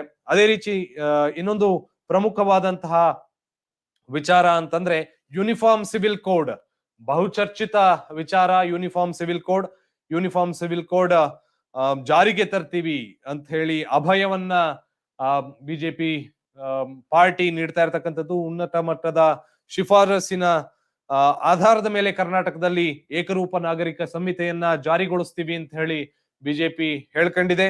ಅದೇ ರೀತಿ ರಾಜ್ಯದಾದ್ಯಂತ ನಿವೇಶನ ರಹಿತ, ವಸತಿ ರಹಿತ ನಿವಾಸಿಗಳಿಗೆ ಸರ್ವರಿಗೂ ಸೂರು ಯೋಜನೆ ಅಡಿಯಲ್ಲಿ 10 ಲಕ್ಷ ವಸತಿ ನಿವೇಶನಗಳನ್ನ ಕಂದಾಯ ಇಲಾಖೆಯ ಮೂಲಕ ಹಂಚಿಕೆಯನ್ನ ಮಾಡ್ತೀವಿ ಅಂತ ಹೇಳ್ಕೊಂಡಿದ್ದಾರೆ. ಇನ್ನು ಮುಂದಿನ ಅತಿ ಪ್ರಮುಖವಾದಂತಹ ಒಂದು ಯೋಜನೆ, ಒಂದು ಅತಿ ಪ್ರಮುಖವಾದಂತಹ ಅಶೂರೆನ್ಸ್ ಬಿಜೆಪಿ ಪಾರ್ಟಿ ಕಡೆಯಿಂದ ಸಿಗ್ತಾ ಇರ್ತಕ್ಕಂಥದ್ದು. ಒನಕೆ ಓಬವ್ವ ಸಾಮಾಜಿಕ ನ್ಯಾಯ ನಿಧಿ ಯೋಜನೆಯನ್ನು ಪ್ರಾರಂಭ ಮಾಡ್ತೀವಿ ಅಂತ ಹೇಳ್ಕೊಂಡಿದ್ದಾರೆ. ಈ ಯೋಜನೆಯಡಿ SC ಹಾಗೂ ST ಸಮುದಾಯದ ಮಹಿಳೆಯರು 5 ವರ್ಷಗಳ ಅವಧಿಗೆ ಮಾಡುವ ಸ್ಥಿರ ಠೇವಣಿಗಳ ಮೇಲೆ 10,000 ರೂಪಾಯಿಯವರೆಗೆ ತಾಳೆಯಾಗುವಂತಹ ಠೇವಣಿಯನ್ನ ನೀಡ್ತೀವಿ ಅಂತ ಹೇಳ್ಕೊಂಡಿದ್ದಾರೆ. ಬಹುಶಃ ST ಸಮುದಾಯದ ಮಹಿಳೆಯರಿಗೆ ಇದು ಒಂದು ರೀತಿಯಾಗಿ ಅನುಕೂಲವಾಗಬಹುದು. ಬೆಂಗಳೂರಿನ ಅಪಾರ್ಟ್ಮೆಂಟ್ಗಳಲ್ಲಿ ಸುಲಲಿತ ಜೀವನಕ್ಕೆ ಕರ್ನಾಟಕ ಅಪಾರ್ಟ್ಮೆಂಟ್ ಮಾಲೀಕತ್ವ ಕಾಯಿದೆ 1972ಕ್ಕೆ ಸೂಕ್ತ ತಿದ್ದುಪಡಿಗಳನ್ನ ತರ್ತೀವಿ ಅಂತ ಹೇಳ್ಕೊಂಡಿದ್ದಾರೆ. ಹಾಗೆ ಕುಂದುಕೊರತೆಗಳ ಪರಿಹಾರಕ್ಕೆ ಆನ್ಲೈನ್ ವ್ಯವಸ್ಥೆಯನ್ನ ಅನುಷ್ಠಾನಗೊಳಿಸ್ತೀವಿ ಅಂತ ಹೇಳ್ಕೊಂಡಿದ್ದಾರೆ. ಇದು ಎಷ್ಟರ ಮಟ್ಟಿಗೆ ವರ್ಕೌಟ್ ಆಗತ್ತೆ ನೋಡ್ಬೇಕು. ಕುಂದುಕೊರತೆಗಳ ಪರಿಹಾರವನ್ನ ಮಾಡ್ತೀವಿ ಅಂತ ಹೇಳ್ಕೊಂಡೇ ಬಂದಿದ್ದಾರೆ. ಅದಕ್ಕೆ ಸಕಾಲ ಯೋಜನೆಯೂ ಕೂಡ ಇದೆ. ಅಪಾರ್ಟ್ಮೆಂಟ್ ಗಳನ್ನ ಬಹಳ ದೊಡ್ಡ ಮಟ್ಟಿಗೆ ಕಾನ್ಸಂಟ್ರೇಟ್ ಬಿಜೆಪಿ ಮಾಡ್ತಾ ಇದೆ ಅಂತ ಹೇಳ್ಬೋದು. ಬೆಂಗಳೂರಿನಲ್ಲಿ ಎಲ್ಲಿ ನೋಡಿದ್ರು ಕೂಡ ಅಪಾರ್ಟ್ಮೆಂಟ್ ಗಳನ್ನ ನಾವು ಕಾಣ್ತೀವಿ. ಯಾವ ಏರಿಯಾಗ ಹೋದ್ರು ಅಲ್ಲಿ ಅಪಾರ್ಟ್ಮೆಂಟ್ ಇದ್ದೇ ಇರತ್ತೆ. ಸೊ ಆ ಒಂದು ವಿಚಾರಕ್ಕೆ ಸಂಬಂಧಪಟ್ಟಂತೆ ಕರ್ನಾಟಕ ಅಪಾರ್ಟ್ಮೆಂಟ್ ಮಾಲೀಕತ್ವ ಕಾಯ್ದೆ 1972ಕ್ಕೆ ಸೂಕ್ತ ತಿದ್ದುಪಡಿಗಳನ್ನ ನೀಡ್ತೀವಿ ಅನ್ನುವಂತಹ ಅಶೂರೆನ್ಸ್ ಅನ್ನ ಬಿಜೆಪಿ ಪಕ್ಷ ಕೊಟ್ಟಿರ್ತಕ್ಕಂಥದ್ದು. ಇನ್ನು ವಿದ್ಯಾರ್ಜನೆಗೆ ಸಂಬಂಧಪಟ್ಟಂತೆ, ಎಜುಕೇಶನ್ ವಿಚಾರಕ್ಕೆ ಸಂಬಂಧಪಟ್ಟಂತೆ ವಿಶ್ವೇಶ್ವರಯ್ಯ ವಿದ್ಯಾ ಯೋಜನೆ ಅನ್ನ ಜಾರಿಗೆ ತರುವಂತದ್ದು. ಇದರಡಿ ಸರ್ಕಾರಿ ಶಾಲೆಗಳನ್ನ ಅತ್ಯುನ್ನತ ಶ್ರೇಣಿಗೆ ಮೇಲ್ದರ್ಜೆಗೆ ಏರಿಸ್ತೀವಿ ಅಂತ ಹೇಳಿಕೊಂಡಿದ್ದಾರೆ. ಈ ನಿಟ್ಟಿನಲ್ಲಿ ಪ್ರಬುದ್ಧರು ಹಾಗೂ ಸಂಸ್ಥೆಗಳ ಜೊತೆ ಸಹಭಾಗಿತ್ವವನ್ನ ಹೊಂದಲಾಗತ್ತೆ ಅನ್ನುವಂತಹ ವಿಚಾರವನ್ನ ಪ್ರಸ್ತಾಪ ಮಾಡಿದ್ದಾರೆ. ಪ್ರತಿ ಬಾರಿಯೂ ಎಲೆಕ್ಷನ್ ಬರುವಂತಹ ಸಂದರ್ಭದಲ್ಲಿ ಶಾಲೆಗಳನ್ನ ಮೇಲ್ದರ್ಜೆಗೆ ಏರಿಸ್ತೀವಿ ಅಂತ ಹೇಳ್ತಾರೆ ಹೊರತು ಇಲ್ಲಿವರೆಗೂ ಎಷ್ಟು ಶಾಲೆಗಳನ್ನ ಮೇಲ್ದರ್ಜೆಗೆ ಏರಿಸಿದ್ದಾರೆ ಅನ್ನೋದನ್ನು ಕೂಡ ನಾವು ಕಾದು ನೋಡ್ಬೇಕಾಗತ್ತೆ. ಬಟ್ ಪ್ರತಿ ಬಾರಿಯೂ ಹೇಳಿಕೊಂಡ ರೀತಿಯಲ್ಲಿ ಸರ್ಕಾರಗಳು ತಮ್ಮ ಕೆಲಸವನ್ನ ನಿರ್ವಹಣೆ ಮಾಡ್ತವೋ ಇಲ್ವೋ ಅನ್ನೋದು ಒಂದು ಬಿಗ್ ಕ್ವಶನ್ ಮಾರ್ಕ್. ಸುಮ್ಮನೆ ನಾವು ಅಶೂರೆನ್ಸ್ ಅನ್ನ ಕೊಡ್ತಕ್ಕಂಥದ್ದು, ಭರವಸೆಗಳನ್ನ ಕೊಡ್ತಕ್ಕಂಥದ್ದು. It is just for sake of ನಾಗರಿಕರ ಒಂದು ಮುಖವನ್ನ ಒರೆಸ್ಲಿಕ್ಕೆ ಅಥವಾ ಅವರಿಗೆ ತೋರ್ಸೋದಿಕ್ಕೆ ನಾವ್ ಈ ರೀತಿಯಾಗಿ ಮಾಡ್ತೀವಿ ಅಂತ ಹೇಳಿ ಅದರ ಆಧಾರದ ಮೇಲೆ ವೋಟ್ ಕೊಡಿ ಅಂತ ಹೇಳಿ ಕೇಳ್ತಾರೆ. ಅದಾದ ನಂತರದಲ್ಲಿ ಮತ್ತೆ ವೋಟ್ ಕೊಟ್ಟ ನಂತರ ಸರ್ಕಾರ ರಚನೆಯಾದ ನಂತರ ಇವೆಲ್ಲವೂ ಕೂಡ ಯಾವಾಗ ಅನುಷ್ಠಾನಕ್ಕೆ ಬರುತ್ತೆ ಅಥವಾ ಮುಂದಿನ ಎಲೆಕ್ಷನ್ ವರೆಗೂ ತಳ್ಕೊಂಡು ಹೋಗುತ್ತಾ ಅನ್ನೋದನ್ನು ನೋಡ್ಬೇಕು. ಎನಿಹೌ ವಿಶ್ವೇಶ್ವರಯ್ಯ ಯೋಜನೆ ಅಡಿಯಲ್ಲಿ ಸರ್ಕಾರಿ ಶಾಲೆಗಳನ್ನ ಅತ್ಯುನ್ನತ ಶ್ರೇಣಿಗೆ ಮೇಲ್ದರ್ಜೆಗೆ ಏರಿಸುವಂತಹ ನಿಟ್ಟಿನಲ್ಲಿ ಪ್ರಬುದ್ಧರು ಹಾಗೂ ಸಂಸ್ಥೆಗಳ ಜೊತೆ ಸಹಭಾಗಿತ್ವವನ್ನ ಹೊಂದ್ಕತೀವಿ ಅಂತ ಹೇಳಿ ಹೇಳ್ಕೊಂಡಿದ್ದಾರೆ. ಇನ್ನು ಸಮನ್ವಯ ಯೋಜನೆ ಅಡಿಯಲ್ಲಿ ತ್ವರಿತಗತಿಯಲ್ಲಿ SMEಗಳು ಮತ್ತು ITIಗಳ ನಡುವೆ ಸಮನ್ವಯತೆಯನ್ನ ಸಾಧನೆಯನ್ನ ಮಾಡ್ತೀವಿ. ಪ್ರತಿಭಾವಂತ ಯುವ ವೃತ್ತಿಪರರಿಗೆ ಶಿಕ್ಷಣ ಹಾಗೂ ಉದ್ಯೋಗಕ್ಕಾಗಿ ಕ್ರಿಯಾತ್ಮಕ ಪರಿಸರ ವ್ಯವಸ್ಥೆಯನ್ನ ನಿರ್ಮಾಣ ಮಾಡ್ತೀವಿ ಅಂತ ಹೇಳಿ ಮತ್ತೊಂದು ಭರವಸೆಯನ್ನ ನೀಡಿದ್ದಾರೆ. ಈಗ ಆಲ್ರೆಡಿ ನಿರುದ್ಯೋಗಿಗಳಿಗೆ ಉದ್ಯೋಗವನ್ನ ನೀಡ್ತೀವಿ, ವರ್ಷಕ್ಕೆ 2 ಕೋಟಿ ಉದ್ಯೋಗವನ್ನ ಕ್ರಿಯೇಟ್ ಮಾಡ್ತೀವಿ ಅಂತ ಹೇಳಿ ಕೇಂದ್ರ ಸರ್ಕಾರವು ಕೂಡ ಹೇಳ್ಕೊಂಡಿತ್ತು. ಅದೇ ರೀತಿ ಕಾಂಗ್ರೆಸ್ ಅದೂ ಒಂದನ್ನ ಚುನಾವಣಾ ವಸ್ತುವಾಗಿ ಇಟ್ಕೊಂಡಿದೆ. ಎಲ್ಲಿ ನೀವು ಹೇಳಿದ ರೀತಿಯಲ್ಲಿ ವರ್ಷಕ್ಕೆ 2 ಕೋಟಿ ಉದ್ಯೋಗ ಸಿಗತ್ತೆ ಅಂತ ಹೇಳಿದ್ರೆ ಇಲ್ಲಿವರೆಗೂ ಸುಮಾರು ಕೋಟಿ ಆಗ್ಬೇಕಾಗಿತ್ತು. ಸುಮಾರು 18 ಕೋಟಿ ಉದ್ಯೋಗ ಸೃಷ್ಟಿ ಆಗ್ಬೇಕಾಗಿತ್ತು. ಎಲ್ಲಾಗಿದೆ ಅಂತ ಹೇಳಿ ಪ್ರಶ್ನೆಯನ್ನ ಕಾಂಗ್ರೆಸ್ ಮಾಡ್ತಾ ಇದೆ. ಎನಿಹೌ ಕಾಂಗ್ರೆಸ್ನ ಪ್ರಶ್ನೆ ಅದು. ಒಂದು ಅಪೋಸಿಷನ್ ಪಾರ್ಟಿಯಾಗಿ ಕಾಂಗ್ರೆಸ್ ತನ್ನ ಪ್ರಶ್ನೆಯನ್ನ ಎತ್ತೋದ್ರಲ್ಲಿ ಯಾವುದೇ ಆಶ್ಚರ್ಯವಿಲ್ಲ. ಎನಿವೇಸ್ ಅದು ಕೂಡ ತನ್ನ ಪಾರ್ಟಿಯನ್ನ ಡಿಫೆಂಡ್ ಮಾಡ್ಕೋಬೇಕಾಗತ್ತೆ, ರೂಲಿಂಗ್ ಪಾರ್ಟಿಯ ಮೇಲೆ ಹರಿಹಾಯಬೇಕಾಗತ್ತೆ, ವಾಗ್ದಾಳಿಯನ್ನ ನಡೆಸಬೇಕಾಗತ್ತೆ. ಮತ್ತೊಂದು 10ನೇ ಒಂದು ಭರವಸೆ ಏನು ಅಂತಂದ್ರೆ IAS, KS, ಬ್ಯಾಂಕಿಂಗ್ ಸರ್ಕಾರಿ ಉದ್ಯೋಗಾಕಾಂಕ್ಷಿಗಳು ತರಬೇತಿಯನ್ನ ಪಡೆಯೋದಕ್ಕೆ ಆರ್ಥಿಕ ಪ್ರೋತ್ಸಾಹವನ್ನ ನೀಡುವ ಮೂಲಕ ಮಹತ್ವಾಕಾಂಕ್ಷೆಯ ಯುವ ಜನರಿಗೆ ವೃತ್ತಿ ಬೆಂಬಲವನ್ನ ಒದಗಿಸ್ತೇವೆ ಅಂತ ಹೇಳಿ ಹೇಳ್ಕೊಂಡಿದ್ದಾರೆ. ಇದು ಕೂಡ ರಿಲೇಟೆಡ್ ಟು ಎಂಪ್ಲಾಯ್ಮೆಂಟ್. ಬಟ್ ಎಷ್ಟರ ಮಟ್ಟಿಗೆ ಉಪಯೋಗ ಆಗತ್ತೆ ಅಂತ ಹೇಳಿ ಗೊತ್ತಿಲ್ಲ, ನೋಡ್ಬೇಕು. ನನ್ನ ಜೊತೆ ನನ್ನ ಸಹೋದ್ಯೋಗಿ ನ್ಯೂಸ್ ಡೆಸ್ಕ್ ನಿಂದ ಪ್ರಸನ್ನ ಹೆಗ್ಡೆ ಜಾಯಿನ್ ಆಗಿದ್ದಾರೆ. ಪ್ರಸನ್ನ, ಈ 10 ಯೋಜನೆಗಳನ್ನ ಜಾರಿಗೆ ತರ್ತೀವಿ ಅಂತ ಹೇಳಿ ಬಿಜೆಪಿ ಹೇಳ್ಕೊಂಡಿದೆ. 11ನೇ ಯೋಜನೆಯಿಂದ ನೀವು ವಿಚಾರವನ್ನ ವೀಕ್ಷಕರಿಗೆ ತಿಳಿಸೋದಾದ್ರೆ? ಖಂಡಿತವಾಗಿಯೂ ಏನು ಅಂತಂದ್ರೆ, ಈಗ ಬಿಜೆಪಿ ಪ್ರಜಾ ಪ್ರಣಾಳಿಕೆಯ ಹೆಸರಲ್ಲಿ ತನ್ನ ಒಂದು ಪ್ರಣಾಳಿಕೆಯನ್ನ ರಿಲೀಸ್ ಮಾಡಿದೆ. ಇದರ ಬೆನ್ನಲ್ಲೇ ಒಂದಿಷ್ಟು ರಾಜಕೀಯವಾಗಿ ಕೂಡ ಒಂದಿಷ್ಟು ಚರ್ಚೆಗಳು ಆರಂಭ ಆಗಿದೆ. ಯಾಕಂದ್ರೆ ಹಿಂದೆ ಕಾಂಗ್ರೆಸ್ನವರು ಒಂದಿಷ್ಟು ಆಶ್ವಾಸನೆಗಳನ್ನು ಕೊಟ್ಟಿದ್ರು, ಪ್ರಣಾಳಿಕೆಯಲ್ಲಿ ಒಂದಿಷ್ಟು ವಿಚಾರಗಳನ್ನು ಹೇಳಿದ್ರು. ಆ ಬಗ್ಗೆ ಸ್ವತಃ ಬಿಜೆಪಿನೇ ಒಂದಿಷ್ಟು ಟೀಕೆಗಳನ್ನು ಕೂಡ ಮಾಡಿತ್ತು. ಇದಕ್ಕೆ ಹಣವನ್ನ ಎಲ್ಲಿಂದ ತರ್ತಾರೆ, ಹೇಗೆ ಇದನ್ನ ಮ್ಯಾನೇಜ್ ಮಾಡ್ತಾರೆ ಅಂತ. ಸೊ ಈಗ ಬಿಜೆಪಿಯ ಒಂದಿಷ್ಟು ಭರವಸೆಗಳನ್ನ ನೋಡಿದ್ರು ಕೂಡ ಈ ರೀತಿಯಾಗಿ ಒಂದಿಷ್ಟು ಪ್ರಶ್ನೆಗಳು ಬಂದೇ ಬರ್ತವೆ. ಆದ್ರೆ ಬಿಜೆಪಿ ಪ್ರಣಾಳಿಕೆಯಲ್ಲಿ ಒಂದಿಷ್ಟು ವಿಚಾರಗಳು ಇಲ್ಲಿ ಬಹಳ ಸ್ಪಷ್ಟವಾಗಿ ನಮ್ಗೆ ಗೋಚರ ಆಗೋದು ಏನು ಅಂತಂದ್ರೆ, ಪ್ರತಿಯೊಂದು ಕ್ಷೇತ್ರಗಳಲ್ಲೂ ಕೂಡ ಏನ್ ಮಾಡಬಹುದು ನಾವು ಅನ್ನುವಂತ ಒಂದು ಮುಂದಾಲೋಚನೆಯನ್ನ ಇಟ್ಕೊಂಡು ಬಿಜೆಪಿ ಈ ಬಾರಿಯ ಒಂದು ಪ್ರಣಾಳಿಕೆಯನ್ನ ಇಲ್ಲಿ ಪ್ರಕಟ ಮಾಡಿದಾಗೆ ಕಾಣುತ್ತೆ. ಈಗ ಒಂದಿಷ್ಟು ಅಶ್ವಿನ್ ಈಗಾಗಲೇ ಹೇಳಿದ್ರು, ಮುಂದೆ ನೋಡೋದಾದ್ರೆ ಪ್ರತಿಯೊಂದು ಕ್ಷೇತ್ರಗಳಿಗೂ, ಈಗ ಆರೋಗ್ಯ ಕ್ಷೇತ್ರಕ್ಕೆ ಹೋದ್ರೆ ಮಿಷನ್ ಸ್ವಾಸ್ಥ್ಯ ಕರ್ನಾಟಕ ಅಡಿ ಸರ್ಕಾರಿ ಆಸ್ಪತ್ರೆ, ಆರೋಗ್ಯ ಕೇಂದ್ರಗಳಲ್ಲಿನ ಮೂಲ ಸೌಕರ್ಯಗಳನ್ನ ಸುಧಾರಿಸ್ತೀವಿ ಅನ್ನುವಂತ ಭರವಸೆಯನ್ನ ಕೊಟ್ಟಿದ್ದಾರೆ. ಜೊತೆಗೆ ಮಹಾನಗರ ಪಾಲಿಕೆಯ ಪ್ರತಿ ವಾರ್ಡ್ ನಲ್ಲಿ ಲ್ಯಾಬೊರೇಟರಿ ಸೌಲಭ್ಯ ಹೊಂದಿರುವ ನಮ್ಮ ಕ್ಲಿನಿಕ್ಗಳು, ಅಂದ್ರೆ ಈಗ ಡೆಲ್ಲಿಯಲ್ಲೆಲ್ಲ ಡೆಲ್ಲಿ ಗೌರ್ಮೆಂಟ್ ಅಲ್ಲಿ ಒಂದು ಮೊಹಲ್ಲಾ ಕ್ಲಿನಿಕ್ ಗಳನ್ನ ಮಾಡ್ತಾ ಇದೆ, ಅದೇ ರೀತಿಯಲ್ಲಿ ಇಲ್ಲಿ ನಾವು ನಮ್ಮ ಕ್ಲಿನಿಕ್ ಗಳನ್ನ ಸ್ಥಾಪಿಸ್ತೀವಿ ಅನ್ನುವಂತ ಒಂದು ಭರವಸೆಯನ್ನು ಕೂಡ ಕೊಟ್ಟಿದ್ದಾರೆ. ಈಗಾಗಲೇ ನಮ್ಮ ಕ್ಲಿನಿಕ್ಗಳು ಕೆಲವೆಡೆ ಕಾರ್ಯಾಚರಣೆ ಕೂಡ ಆರಂಭ ಆಗಿದ್ದಾವೆ. ಆದ್ರೆ ಇವುಗಳ ಒಂದು ಸಂಖ್ಯೆಗಳನ್ನ ಹೆಚ್ಚಳ ಮಾಡುವಂತಹ ಒಂದು ಭರವಸೆ ಬಿಜೆಪಿಯ ಪ್ರಣಾಳಿಕೆಯಲ್ಲಿದೆ. ಇನ್ನು ಹಿರಿಯ ನಾಗರಿಕರಿಗೆ ಪ್ರತಿ ವರ್ಷ ಉಚಿತವಾಗಿ ಸಂಪೂರ್ಣ ಆರೋಗ್ಯ ತಪಾಸಣೆಯನ್ನ ಕಲ್ಪಿಸ್ತೀವಿ ಅನ್ನುವಂತ ಒಂದು ಭರವಸೆಯನ್ನು ಕೂಡ ಕೊಟ್ಟಿದ್ದಾರೆ. ಇನ್ನು ಅಭಿವೃದ್ಧಿ ವಿಚಾರಕ್ಕೆ ಬಂದ್ರೆ, ನಮ್ಮ ಮುಂದಿನ ಪೀಳಿಗೆಗಾಗಿ ಬೆಂಗಳೂರನ್ನ ಅಭಿವೃದ್ಧಿಪಡಿಸಿ ಅದನ್ನ ರಾಜಧಾನಿ ಪ್ರದೇಶ ಅಂತ ಗುರುತಿಸಲಾಗುತ್ತೆ. ತಂತ್ರಜ್ಞಾನ ಆಧಾರಿತ ನಗರ ಅಭಿವೃದ್ಧಿ ಕಾರ್ಯಕ್ರಮಗಳನ್ನು ಕೂಡ ನಾವು ಕಾರ್ಯಗತಗೊಳಿಸ್ತೀವಿ ಅನ್ನುವಂತ ಭರವಸೆ ಬಿಜೆಪಿ ಪ್ರಣಾಳಿಕೆಯಲ್ಲಿದೆ. ಇನ್ನು ಕರ್ನಾಟಕವನ್ನ ಎಲೆಕ್ಟ್ರಿಕ್ ವಾಹನಗಳ ಪ್ರಮುಖ ಕೇಂದ್ರವನ್ನಾಗಿ ರೂಪಿಸ್ತೀವಿ ಅನ್ನುವಂತಹ ಆಶ್ವಾಸನೆ ಕೂಡ ಇದೆ. ಯಾಕೆಂದ್ರೆ ಇತ್ತೀಚಿನ ದಿನಗಳಲ್ಲಿ ಒಂದು ಎಲೆಕ್ಟ್ರಿಕಲ್ ವಾಹನಗಳ ಬಳಕೆ ಕೂಡ ಹೆಚ್ಚಾಗ್ತಾ ಇದೆ. ಹಾಗಾಗಿ ಅದಕ್ಕೆ ಒಂದಿಷ್ಟು ಉತ್ತೇಜನವನ್ನ ಕೊಡುವ ನಿಟ್ಟಿನಲ್ಲಿ, ಜೊತೆಗೆ ಮಾಲಿನ್ಯವನ್ನ, ಪ್ರಮುಖವಾಗಿ ನಗರಗಳಲ್ಲಿ ಹೆಚ್ಚಾಗ್ತಿರುವಂತಹ ಮಾಲಿನ್ಯವನ್ನ ತಡೆಗಟ್ಟುವ ನಿಟ್ಟಿನಲ್ಲಿ ಒಂದು ಎಲೆಕ್ಟ್ರಿಕ್ ವಾಹನಗಳ ಪ್ರಮುಖ ಕೇಂದ್ರಗಳನ್ನಾಗಿ ಕರ್ನಾಟಕವನ್ನ ನಾವು ರೂಪಿಸ್ತೀವಿ ಅನ್ನುವಂತ ಒಂದು ಭರವಸೆ ಇದೆ. ಜೊತೆಗೆ ಚಾರ್ಜಿಂಗ್ ಸ್ಟೇಷನ್ಗಳ ಸ್ಥಾಪನೆ, ಯಾಕೆಂದ್ರೆ ಎಲೆಕ್ಟ್ರಿಕಲ್ ವಾಹನಗಳು ಅನ್ನುವಾಗ ಅಲ್ಲಿ ಸಮಸ್ಯೆ ಪ್ರಮುಖವಾಗಿರುವಂತದ್ದೇ ಚಾರ್ಜಿಂಗ್ ಸ್ಪಾಟ್ಗಳು. ಸೊ ಹಾಗಾಗಿ ಅವುಗಳ ಸ್ಥಾಪನೆಗೂ ಕೂಡ ನಾವು ಒತ್ತನ್ನ ನೀಡ್ತೀವಿ. 100 ಸ್ಟಾರ್ಟ್ಅಪ್ ಗಳಿಗೆ ಪ್ರೋತ್ಸಾಹವನ್ನು ಕೊಡ್ತೀವಿ ಈ ನಿಟ್ಟಿನಲ್ಲಿ ಅನ್ನುವಂತ ಒಂದಿಷ್ಟು ಭರವಸೆ ಕೂಡ ಬಿಜೆಪಿ ಪ್ರಣಾಳಿಕೆಯಲ್ಲಿ ನಾವು ಕಾಣಬಹುದು. ಇನ್ನು ಎಲ್ಲಾ ಗ್ರಾಮ ಪಂಚಾಯತ್ಗಳಲ್ಲಿ ಕಿರು ಶೀತಲೀಕರಣ ಸೌಲಭ್ಯಗಳು ಮತ್ತು ಕೃಷಿ ಸಂಸ್ಕರಣಾ ಘಟಕಗಳನ್ನು ಸ್ಥಾಪಿಸಲು 30,000 ಕೋಟಿ ಮೊತ್ತದ ಕೆ-ಅಗ್ರಿ ಫಂಡ್ ಅನ್ನು ಕೂಡ ಸ್ಥಾಪನೆ ಮಾಡ್ತೀವಿ ಅನ್ನುವಂತ ಭರವಸೆ ಇದೆ.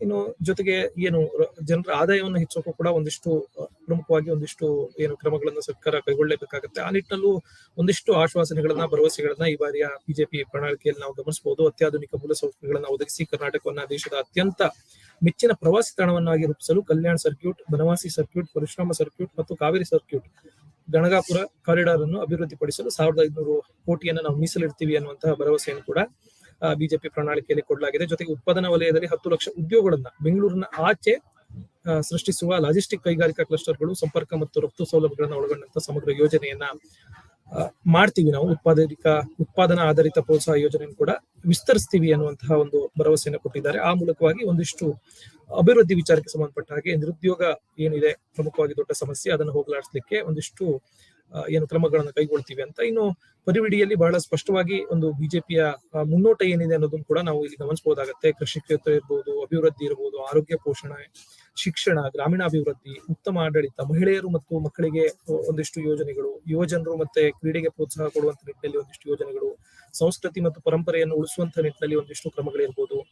ಹಾಗೇನೆ ಮಧ್ಯ ಕರ್ನಾಟಕ, ಕರಾವಳಿ ಕರ್ನಾಟಕ, ಕಿತ್ತೂರು ಕರ್ನಾಟಕ, ಕಲ್ಯಾಣ ಕರ್ನಾಟಕ ಅಂತ ಹೀಗೆ ಕರ್ನಾಟಕವನ್ನ ನಾವು ಏನು ಯಾವೆಲ್ಲ ರೀತಿಯಲ್ಲಿ ವಿಂಗಡಿಸಿದೀವಿ ಆ ಎಲ್ಲಾ ಕ್ಷೇತ್ರಗಳಿಗೂ ಕೂಡ ಒಂದಿಷ್ಟು ಕ್ಷೇತ್ರಗಳತ್ತ ಗಮನ ಇಟ್ಟು ಒಂದಿಷ್ಟು ಯೋಜನೆಗಳನ್ನ ಕೂಡ ಈ ಬಾರಿಯ ಬಿಜೆಪಿಯ ಪ್ರಣಾಳಿಕೆಯಲ್ಲಿ ಘೋಷಣೆಯನ್ನ ಮಾಡಿದ್ದಾರೆ.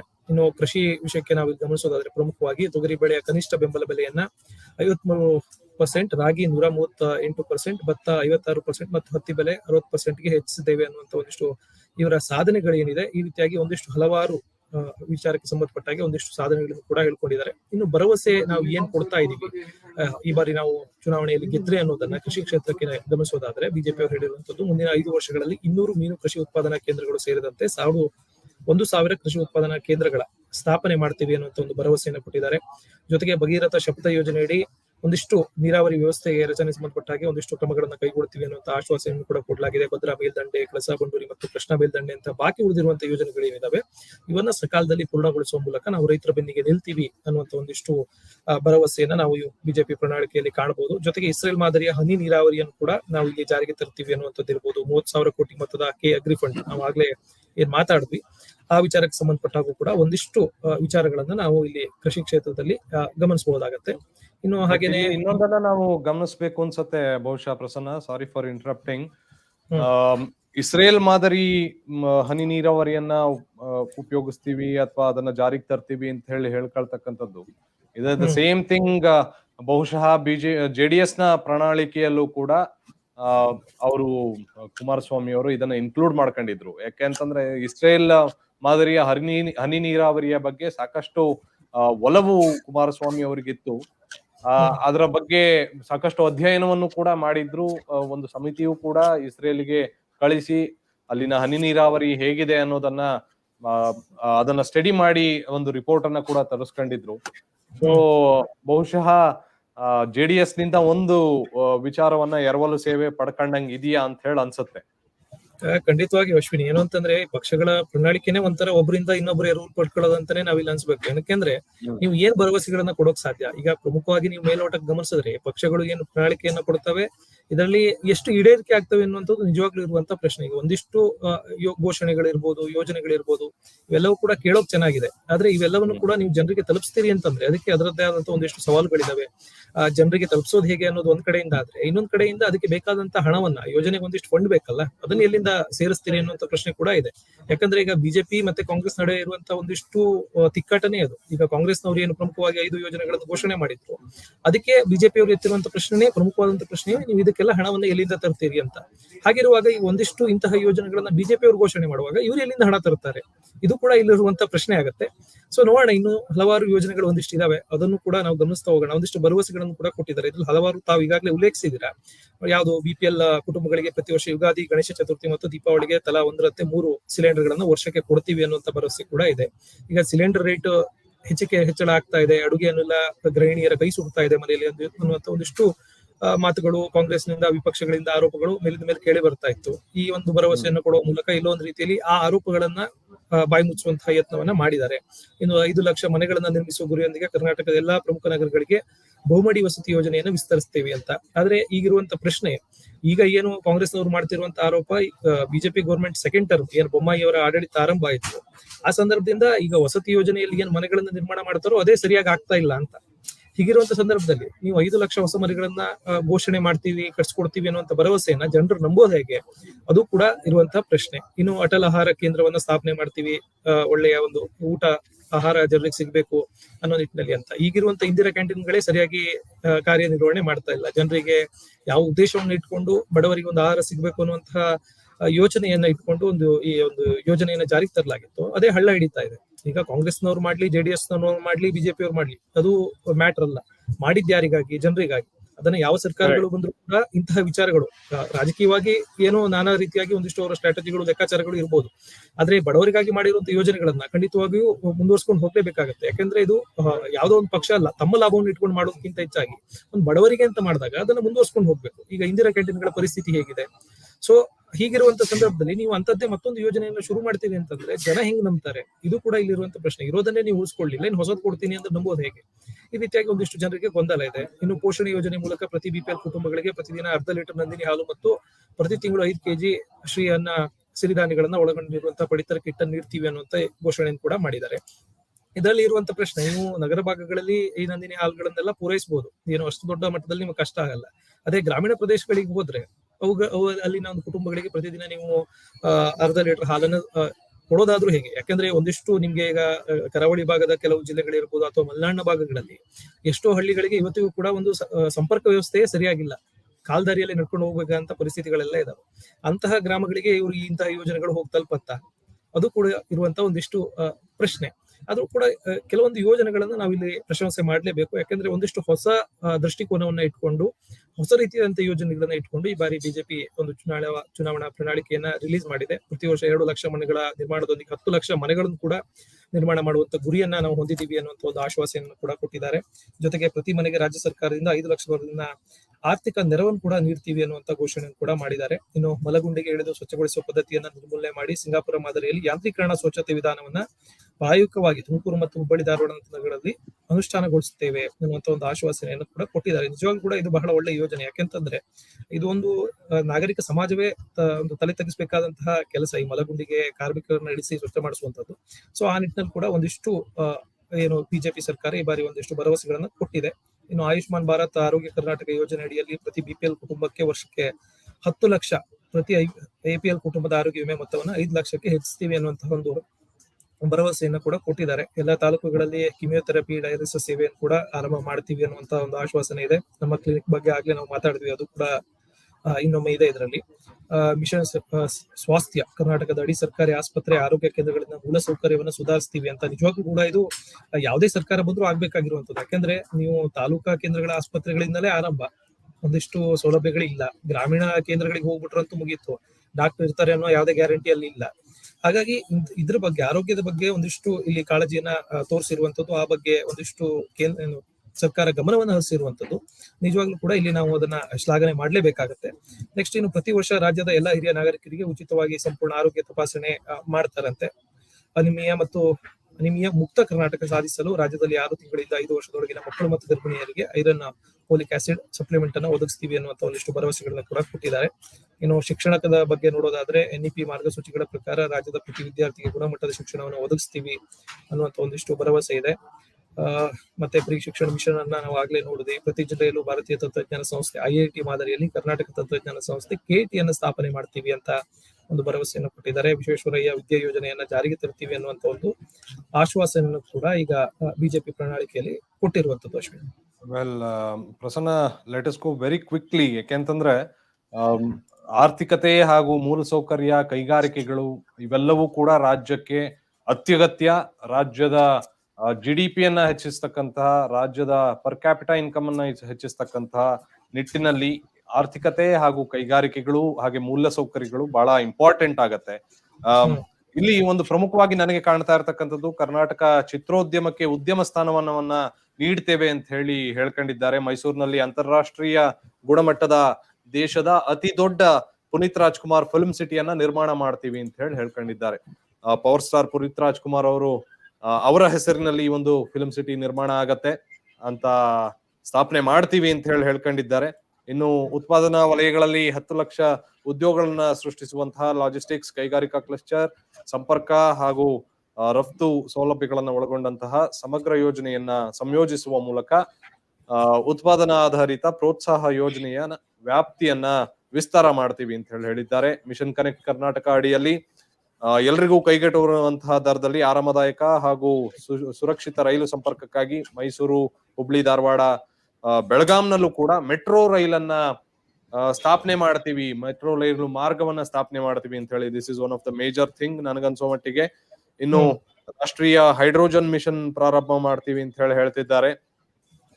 ಇನ್ನು ಮಿಷನ್ ಕನೆಕ್ಟ್ ಕರ್ನಾಟಕ ಅಡಿಯಲ್ಲಿ ಪ್ರಧಾನಮಂತ್ರಿ ನರೇಂದ್ರ ಮೋದಿ ಅವರ ಆಶಯದಂತೆ ಶೂನ್ಯ ಇಂಗಾಲದ ಹೊರಸೂಸುವಿಕೆ, ಝೀರೋ ಕಾರ್ಬನ್ ಗುರಿಯನ್ನ, ಝೀರೋ ಕಾರ್ಬನ್ ಎಮಿಷನ್ ಗುರಿಯನ್ನ ಈ ಕೆಳಗಿನ ವಿಧಾನಗಳಲ್ಲಿ ಸಾಧಿಸುವಂತ ಮೂಲಕ ಕರ್ನಾಟಕವನ್ನ ಎಲೆಕ್ಟ್ರಿಕ್ ವಾಹನಗಳ ಪ್ರಮುಖ ಹಬ್ ಅನ್ನಾಗಿ ಮಾಡ್ತೀವಿ ಅಂತ ಹೇಳ್ಕೊಂಡಿದ್ದಾರೆ. ಅದ್ರಲ್ಲಿ ಏನೇನಿದೆ ಅಂತಂದ್ರೆ ಬೆಂಗಳೂರಿನ ಹೊರವಲಯದಲ್ಲಿ ಇವಿ ಸಿಟಿ ಅಭಿವೃದ್ಧಿ, ಫಾರ್ಮುಲಾ ಇ ಸರ್ಕ್ಯೂಟ್ ಅಭಿವೃದ್ಧಿ, ನೋಂದಣಿ ಶುಲ್ಕ ಮತ್ತು ರಸ್ತೆ ತೆರಿಗೆ ವಿನಾಯಿತಿ ಇದೆಯಂತೆ, ಮೊದಲ 1,000 ಸ್ಟಾರ್ಟ್ಅಪ್ ಗಳಿಗೆ ಪ್ರೋತ್ಸಾಹವನ್ನ ನೀಡ್ತಾರಂತೆ, ರಾಜ್ಯದಾದ್ಯಂತ ಇವಿ ಚಾರ್ಜಿಂಗ್ ಸ್ಟೇಷನ್ ಗಳನ್ನ ಸ್ಥಾಪನೆ ಮಾಡ್ತಾರಂತೆ. ಈಗ ಆಲ್ರೆಡಿ ಬೆಸ್ಕಾಂ ವತಿಯಿಂದ ಸುಮಾರು 100 ಚಾರ್ಜಿಂಗ್ ಸ್ಟೇಷನ್ ಗಳನ್ನ ಕೆಲವೊಂದು ಕಡೆ ಮಾಡಲಾಗಿದೆ, ಬೆಂಗಳೂರಿನಲ್ಲೂ ಕೂಡ ಇದೆ. ಬಟ್ ಹಾಲಿ ಇರ್ತಕ್ಕಂಥ BMTC ಬಸ್ ಗಳನ್ನ ಎಲೆಕ್ಟ್ರಿಕ್ ಬಸ್ ಗಳನ್ನಾಗಿ ಪರಿವರ್ತನೆ ಮಾಡ್ತೀವಿ ಅಂತ ಹೇಳ್ಕೊಂಡಿದ್ದಾರೆ. ಅದು ಎಲ್ಲವೂ ಅಂದುಕೊಂಡಂತ ರೀತಿಯಲ್ಲಿ ಹೋದ್ರೆ ಎಲ್ಲವೂ ಸುಗಮವಾಗಿರುತ್ತೆ. ಇದು ಆರ್ಥಿಕತೆಯ ವಿಚಾರ. ಇನ್ನು ಬೆಂಗಳೂರಿನ ಅಭಿವೃದ್ಧಿಯ ಬಗ್ಗೆಯೂ ಕೂಡ ನಾವು ಗಮನ ವಹಿಸಬೇಕಾಗತ್ತೆ. ರಾಜ್ಯದ ರಾಜಧಾನಿ ಬೆಂಗಳೂರು, ಸೊ ಅದರ ಅಭಿವೃದ್ಧಿಯ ವಿಚಾರವಾಗೂ ಕೂಡ ನಾವು ತಲೆ ಕೆಡಿಸ್ಕೊಳ್ಬೇಕು. ಯಾಕೆಂತಂದ್ರೆ ಪ್ರತಿ ಬಾರಿ ಮಳೆ ಬಂದಂತ ಸಂದರ್ಭದಲ್ಲಿ ಪ್ರವಾಹ ಉಂಟಾಗುತ್ತೆ ಅಂತ ಹೇಳಿ ಎಲ್ರು ಕೂಡ ಮೂಗು ಮುರಿತಾರೆ. ಅದನ್ನ ಏನಾದ್ರೂ ವಿಚಾರವನ್ನ ನೋಡಿ ಅದನ್ನ ಸರಿ ಮಾಡ್ತಕ್ಕಂತ ಪ್ರಯತ್ನ ಏನಾದ್ರು ಸರ್ಕಾರಗಳು ಮಾಡ್ತಾವ ಅನ್ನೋದನ್ನು ಕೂಡ ನೋಡ್ಬೇಕು. ಅದೇ ರೀತಿ ಬೆಂಗಳೂರು ಅಂದ ತಕ್ಷಣ ಟ್ರಾಫಿಕ್ ಅಂತ ಹೇಳಿ ಬೇರೆ ಬೇರೆ ರಾಜ್ಯಗಳಿಂದ ಬಂದಂತಹ, ಬೇರೆ ಬೇರೆ ರಾಷ್ಟ್ರಗಳಿಂದ ಬಂದಂತಹ ಜನರು ಮಾತನಾಡ್ಕೊಳ್ತಾರೆ. ಸೊ ಅದಕ್ಕೇನಾದ್ರೂ ಒಂದು ಸೊಲ್ಯೂಷನ್ ಅನ್ನ ಕಂಡುಹಿಡುವಂತಹ ಪ್ರಯತ್ನ ಮಾಡಿದ್ಯಾ ಅನ್ನೋದನ್ನ ನೋಡ್ಬೇಕು. ಇದರಲ್ಲಿ ಭರವಸೆಗಳನ್ನ ಏನನ್ನ ನೀಡಿದ್ದಾರೆ ಅನ್ನೋದನ್ನ ನೋಡೋದಾದ್ರೆ, ವಿಶ್ವ ದರ್ಜೆಯ multi model transport hub concord ಬೆಂಗಳೂರನ್ನ ಸ್ಥಾಪನೆ ಮಾಡ್ತೀವಿ ಅಂತ ಹೇಳ್ಕೊಂಡಿದ್ದಾರೆ. ಇದು ಸಾರ್ವಜನಿಕ ಸಾರಿಗೆ ಸೇವೆಗಳಿಗೆ ಏಕೀಕೃತ ವ್ಯವಸ್ಥೆಯಾಗಿ, ಸಿಂಗಲ್ ವಿಂಡೋ ವ್ಯವಸ್ಥೆಯಾಗಿ ಕಾರ್ಯವನ್ನ ನಿರ್ವಹಿಸುತ್ತಂತೆ. ಇನ್ನು ಟ್ರಾನ್ಸ್ಪೋರ್ಟ್ ಫಾರ್ ಲಂಡನ್ ನಿಂದ ಪ್ರೇರಿತವಾಗಿ ಬೆಂಗಳೂರು ಏಕೀಕೃತ ಟ್ರಾನ್ಸಿಟ್ ನೆಟ್ವರ್ಕ್ ರಚನೆ ಮಾಡ್ತೀವಿ. ಬೆಂಗಳೂರು ಏಕೀಕೃತ ಸಾರಿಗೆ ಜಾಲವು ಇವುಗಳನ್ನ ಒಳಗೊಂಡಿರುತ್ತಂತೆ. ಏನೇನು ಅಂತಂದ್ರೆ, ಮೈ ಬೆಂಗಳೂರು ಮೈ ರೂಟ್ ಎಂಬ ಇಂಟಿಗ್ರೇಟೆಡ್ ಟಿಕೆಟ್ ಬುಕಿಂಗ್ ಅಪ್ಲಿಕೇಶನ್ ಅನ್ನ ಪ್ರಾರಂಭ ಮಾಡ್ತಾರಂತೆ. ಇದು ವಿವಿಧ ಸಾರಿಗೆ ವ್ಯವಸ್ಥೆಯ ಏಕೀಕೃತ ಸಿಂಗಲ್ ವಿಂಡೋ ಬುಕಿಂಗ್ ಅಪ್ಲಿಕೇಶನ್ ಅಂತೆ ಕಾರ್ಯವನ್ನ ನಿರ್ವಹಿಸುತ್ತೆ ಅಂತ ಹೇಳ್ಕೊಂಡಿದ್ದಾರೆ. ಒನ್ ಸಿಟಿ ಒನ್ ಕಾರ್ಡ್, ಇದು ಬಹಳಷ್ಟು ವರ್ಷಗಳಿಂದ ಈ ರೀತಿಯಾಗಿ ಮಾಡಬೇಕು ಅಂತ ಹೇಳಿ ಸಾಕಷ್ಟು ಜನ ಸಾರಿಗೆ ತಜ್ಞರಾಗಿರ್ಬಹುದು, ಹಾಗೆ ತುಂಬಾ ಟಾಪ್ ಲೆವೆಲ್ ಅಫಿಷಿಯಲ್ಸ್ ಗಳಾಗಿರ್ಬೋದು, ಇವರೆಲ್ಲರೂ ಕೂಡ ಅದನ್ನ ಹೇಳ್ತಾ ಇದ್ರು. ಈಗ ಮೆಟ್ರೋಗೆ ನಾವು ಒಂದು ಕಾರ್ಡ್ ಅನ್ನ ಉಪಯೋಗಿಸ್ಬೇಕು, BMTC ಒಂದು ಕಾರ್ಡು, KSRTC ಒಂದು, ಮತ್ತೊಂದಕ್ಕೊಂದು, ಬೇರೆ ಕಡೆ ಎಲ್ಲಾರು ಹೋಗ್ತೀವಿ ಅಂತಂದ್ರೆ ಅಲ್ಲಿಗೊಂದು ಕಾರ್ಡು, ಒಂದು 10-6 ಕ್ರೆಡಿಟ್ ಕಾರ್ಡ್ಗಳು ಜೋಬ್ನಲ್ಲಿ ಇಟ್ಕೊಳ್ತಾ ಹೋಯ್ತು ಅಂತಂದ್ರೆ ಒಂದು 10-15 ಕಾರ್ಡ್ಗಳು ಆಗ್ತಾ ಹೋಗ್ತವೆ ಅಂತ ಹೇಳ್ಕತಾ ಇದ್ರು. ಸೊ ಇದೇನಾದ್ರೂ ಬಹುಶಃ ಜಾರಿಗೆ ತಂದಂತ ಸಂದರ್ಭದಲ್ಲಿ I think one city one card ವ್ಯವಸ್ಥೆ it's a very good initiative ಅಂತ ಹೇಳಿ ನನಗನ್ಸುತ್ತೆ. ಇದೊಂದು ಯೂನಿವರ್ಸಲ್ ಟ್ರಾವೆಲ್ ಕಾರ್ಡ್ ಆಗಿ ಪ್ರಾರಂಭ ಮಾಡ್ತಾರಂತೆ.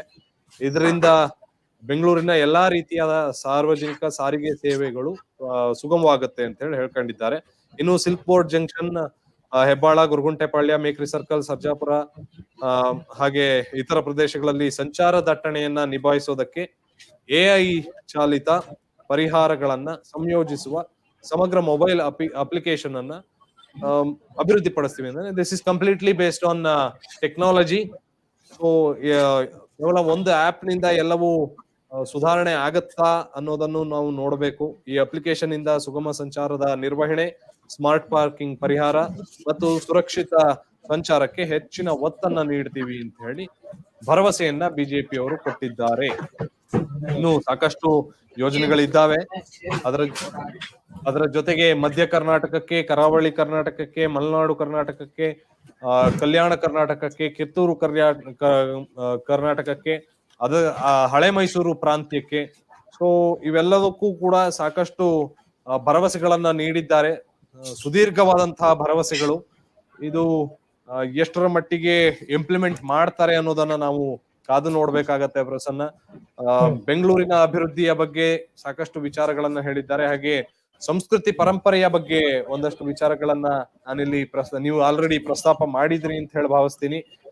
ವನ್ಯಜೀವಿ ಪ್ರವಾಸೋದ್ಯಮ ಆಗಿರ್ಬೋದು, ಟೂರಿಸಂ ಸರ್ಕ್ಯೂಟ್ ಆಗಿರ್ಬೋದು, ವಿಸಿಟ್ ಕರ್ನಾಟಕ ಅನ್ನುವಂತಹ ಪ್ರವಾಸೋದ್ಯಮ ಟೋಲ್ ಫ್ರೀ ನಂಬರ್ ಅನ್ನ ಕೂಡ ಓಪನ್ ಮಾಡ್ತೀವಿ. ಅದರಲ್ಲಿ ಯಾರ್ಯಾರು ಕಾಲ್ ಮಾಡ್ತಾರೆ ಅದಕ್ಕೆ ಅವರಿಗೆ ಗೈಡ್ ಅನ್ನ ಒದಗಿಸಿಕೊಡುವಂತಹ ಪ್ರಯತ್ನ ಆಗಬಹುದು. ಈ ರೀತಿಯಾಗಿ ಹಲವಾರು ಯೋಜನೆಗಳನ್ನ ಇಟ್ಕೊಂಡಿದ್ದಾರೆ. ಯೋಜನಾ ಮತ್ತು ಕ್ರೀಡೆಗೆ ಸಂಬಂಧಪಟ್ಟಂತೆ ನಾವು ಆಲ್ರೆಡಿ ಮಾತುಕತೆಯನ್ನ ಮಾಡಿದ್ದೀವಿ.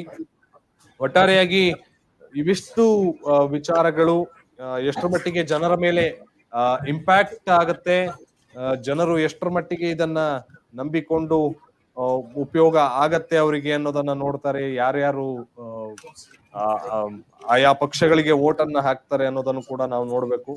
ಇನ್ನು ಏಕರೂಪ ನಾಗರಿಕ ಸಂಹಿತೆಯ ಬಗ್ಗೆ ನಾವು ಮಾತನಾಡ್ಬೇಕಾಗತ್ತೆ.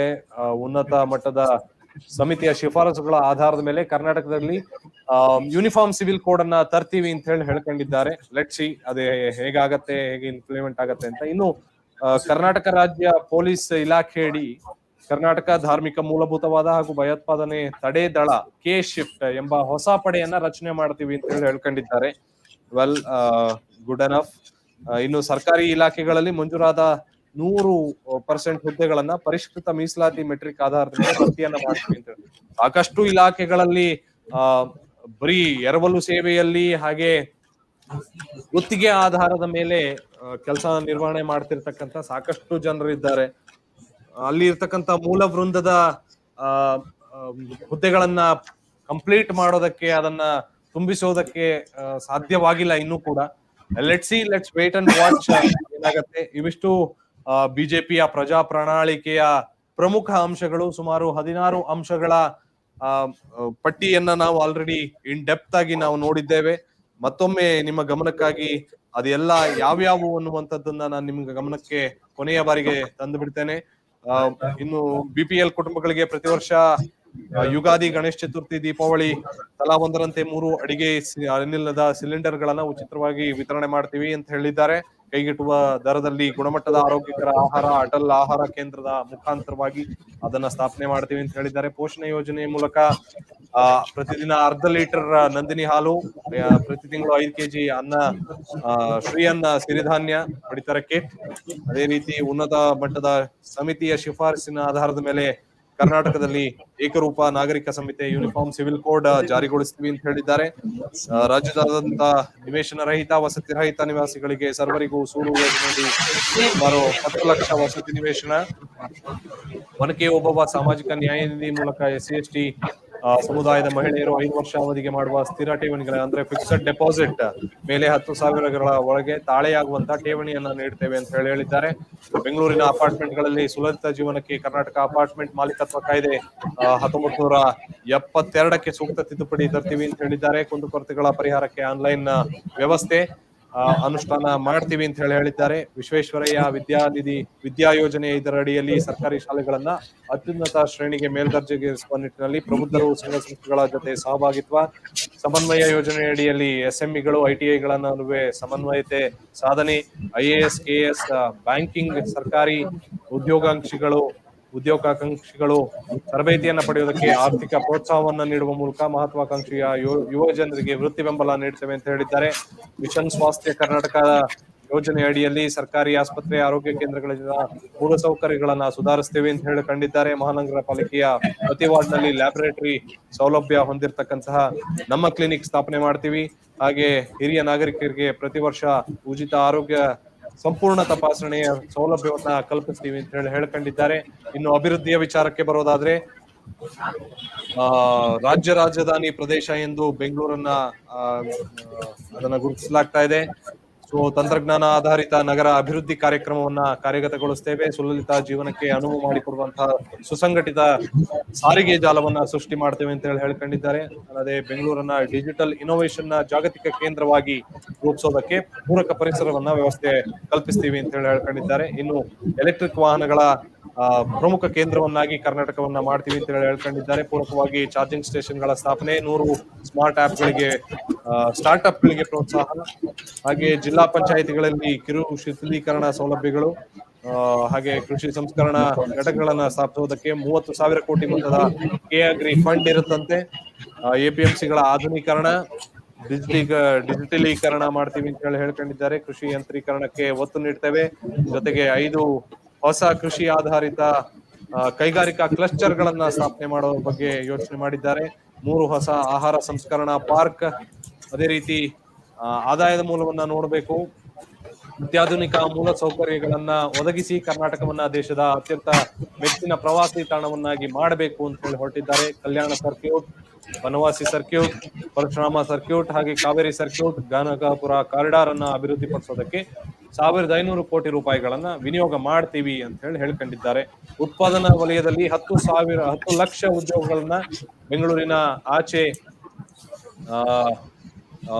ಸೃಷ್ಟಿಸುವಂತಹ ಲಾಜಿಸ್ಟಿಕ್ಸ್ ಕೈಗಾರಿಕಾ ಕ್ಲಸ್ಟರ್ ಗಳನ್ನ, ಸಂಪರ್ಕ ಮತ್ತು ರಫ್ತು ಸೌಲಭ್ಯಗಳನ್ನ ಒಳಗೊಂಡಂತಹ ಸಮಗ್ರ ಯೋಜನೆಯನ್ನ ಸಂಯೋಜಿಸುವ ಮೂಲಕ ಉತ್ಪಾದನಾ ಆಧಾರಿತ ಪ್ರೋತ್ಸಾಹ ಯೋಜನೆಯ ವ್ಯಾಪ್ತಿಯನ್ನ ವಿಸ್ತಾರ ಮಾಡ್ತೀವಿ ಅಂತ ಹೇಳಿ ಹೇಳ್ಕೊಂಡಿದ್ದಾರೆ. ಸೊ ಇದಿಷ್ಟು 16 ಪ್ರಮುಖ ಭರವಸೆಗಳು ಬಿಜೆಪಿಯ ಜನತಾ ಪ್ರಣಾಳಿಕೆ, ಪ್ರಜಾ ಪ್ರಣಾಳಿಕೆ 2023ರಲ್ಲಿ ಇರ್ತಕ್ಕಂಥ 16 ಮೇಜರ್ ಆಗಿರ್ತಕ್ಕಂಥ ಭರವಸೆಗಳನ್ನ ನಾವೀಗ ನೋಡಿದ್ದೀವಿ. ಲೆಟ್ಸ್ ಸಿ ಇದು ಯಾವ ಸರ್ಕಾರ 2023ರಲ್ಲಿ ಅಧಿಕಾರದ ಚುಕ್ಕಾಣಿಯನ್ನ ಹಿಡಿಯುತ್ತೆ, ಯಾವ ಪಕ್ಷ ಅಧಿಕಾರದ ಚುಕ್ಕಾಣಿಯನ್ನ ಹಿಡಿಯುತ್ತೆ, ಈಗ ಕೊಟ್ಟಿರ್ತಕ್ಕಂಥ ಭರವಸೆಗಳನ್ನ ಎಷ್ಟರ ಮಟ್ಟಿಗೆ ಈಡೇರಿಸ್ತಾರೆ ಅಂತ ಹೇಳಿ ನಾವು ಕೂಡ ಕಾದು ನೋಡ್ಬೇಕಾಗತ್ತೆ. ಥ್ಯಾಂಕ್ ಯು ಪ್ರಸನ್ನ, ಇಷ್ಟೊತ್ತು ನನ್ನ ಜೊತೆಯಾಗಿದ್ದಕ್ಕಾಗಿ. ಸೊ ಇದಾಗಿತ್ತು ಈ ಹೊತ್ತಿನ ವಿಶೇಷ. ನೋಡ್ತಾ ಇರಿ ಕರ್ನಾಟಕ ತಕ್.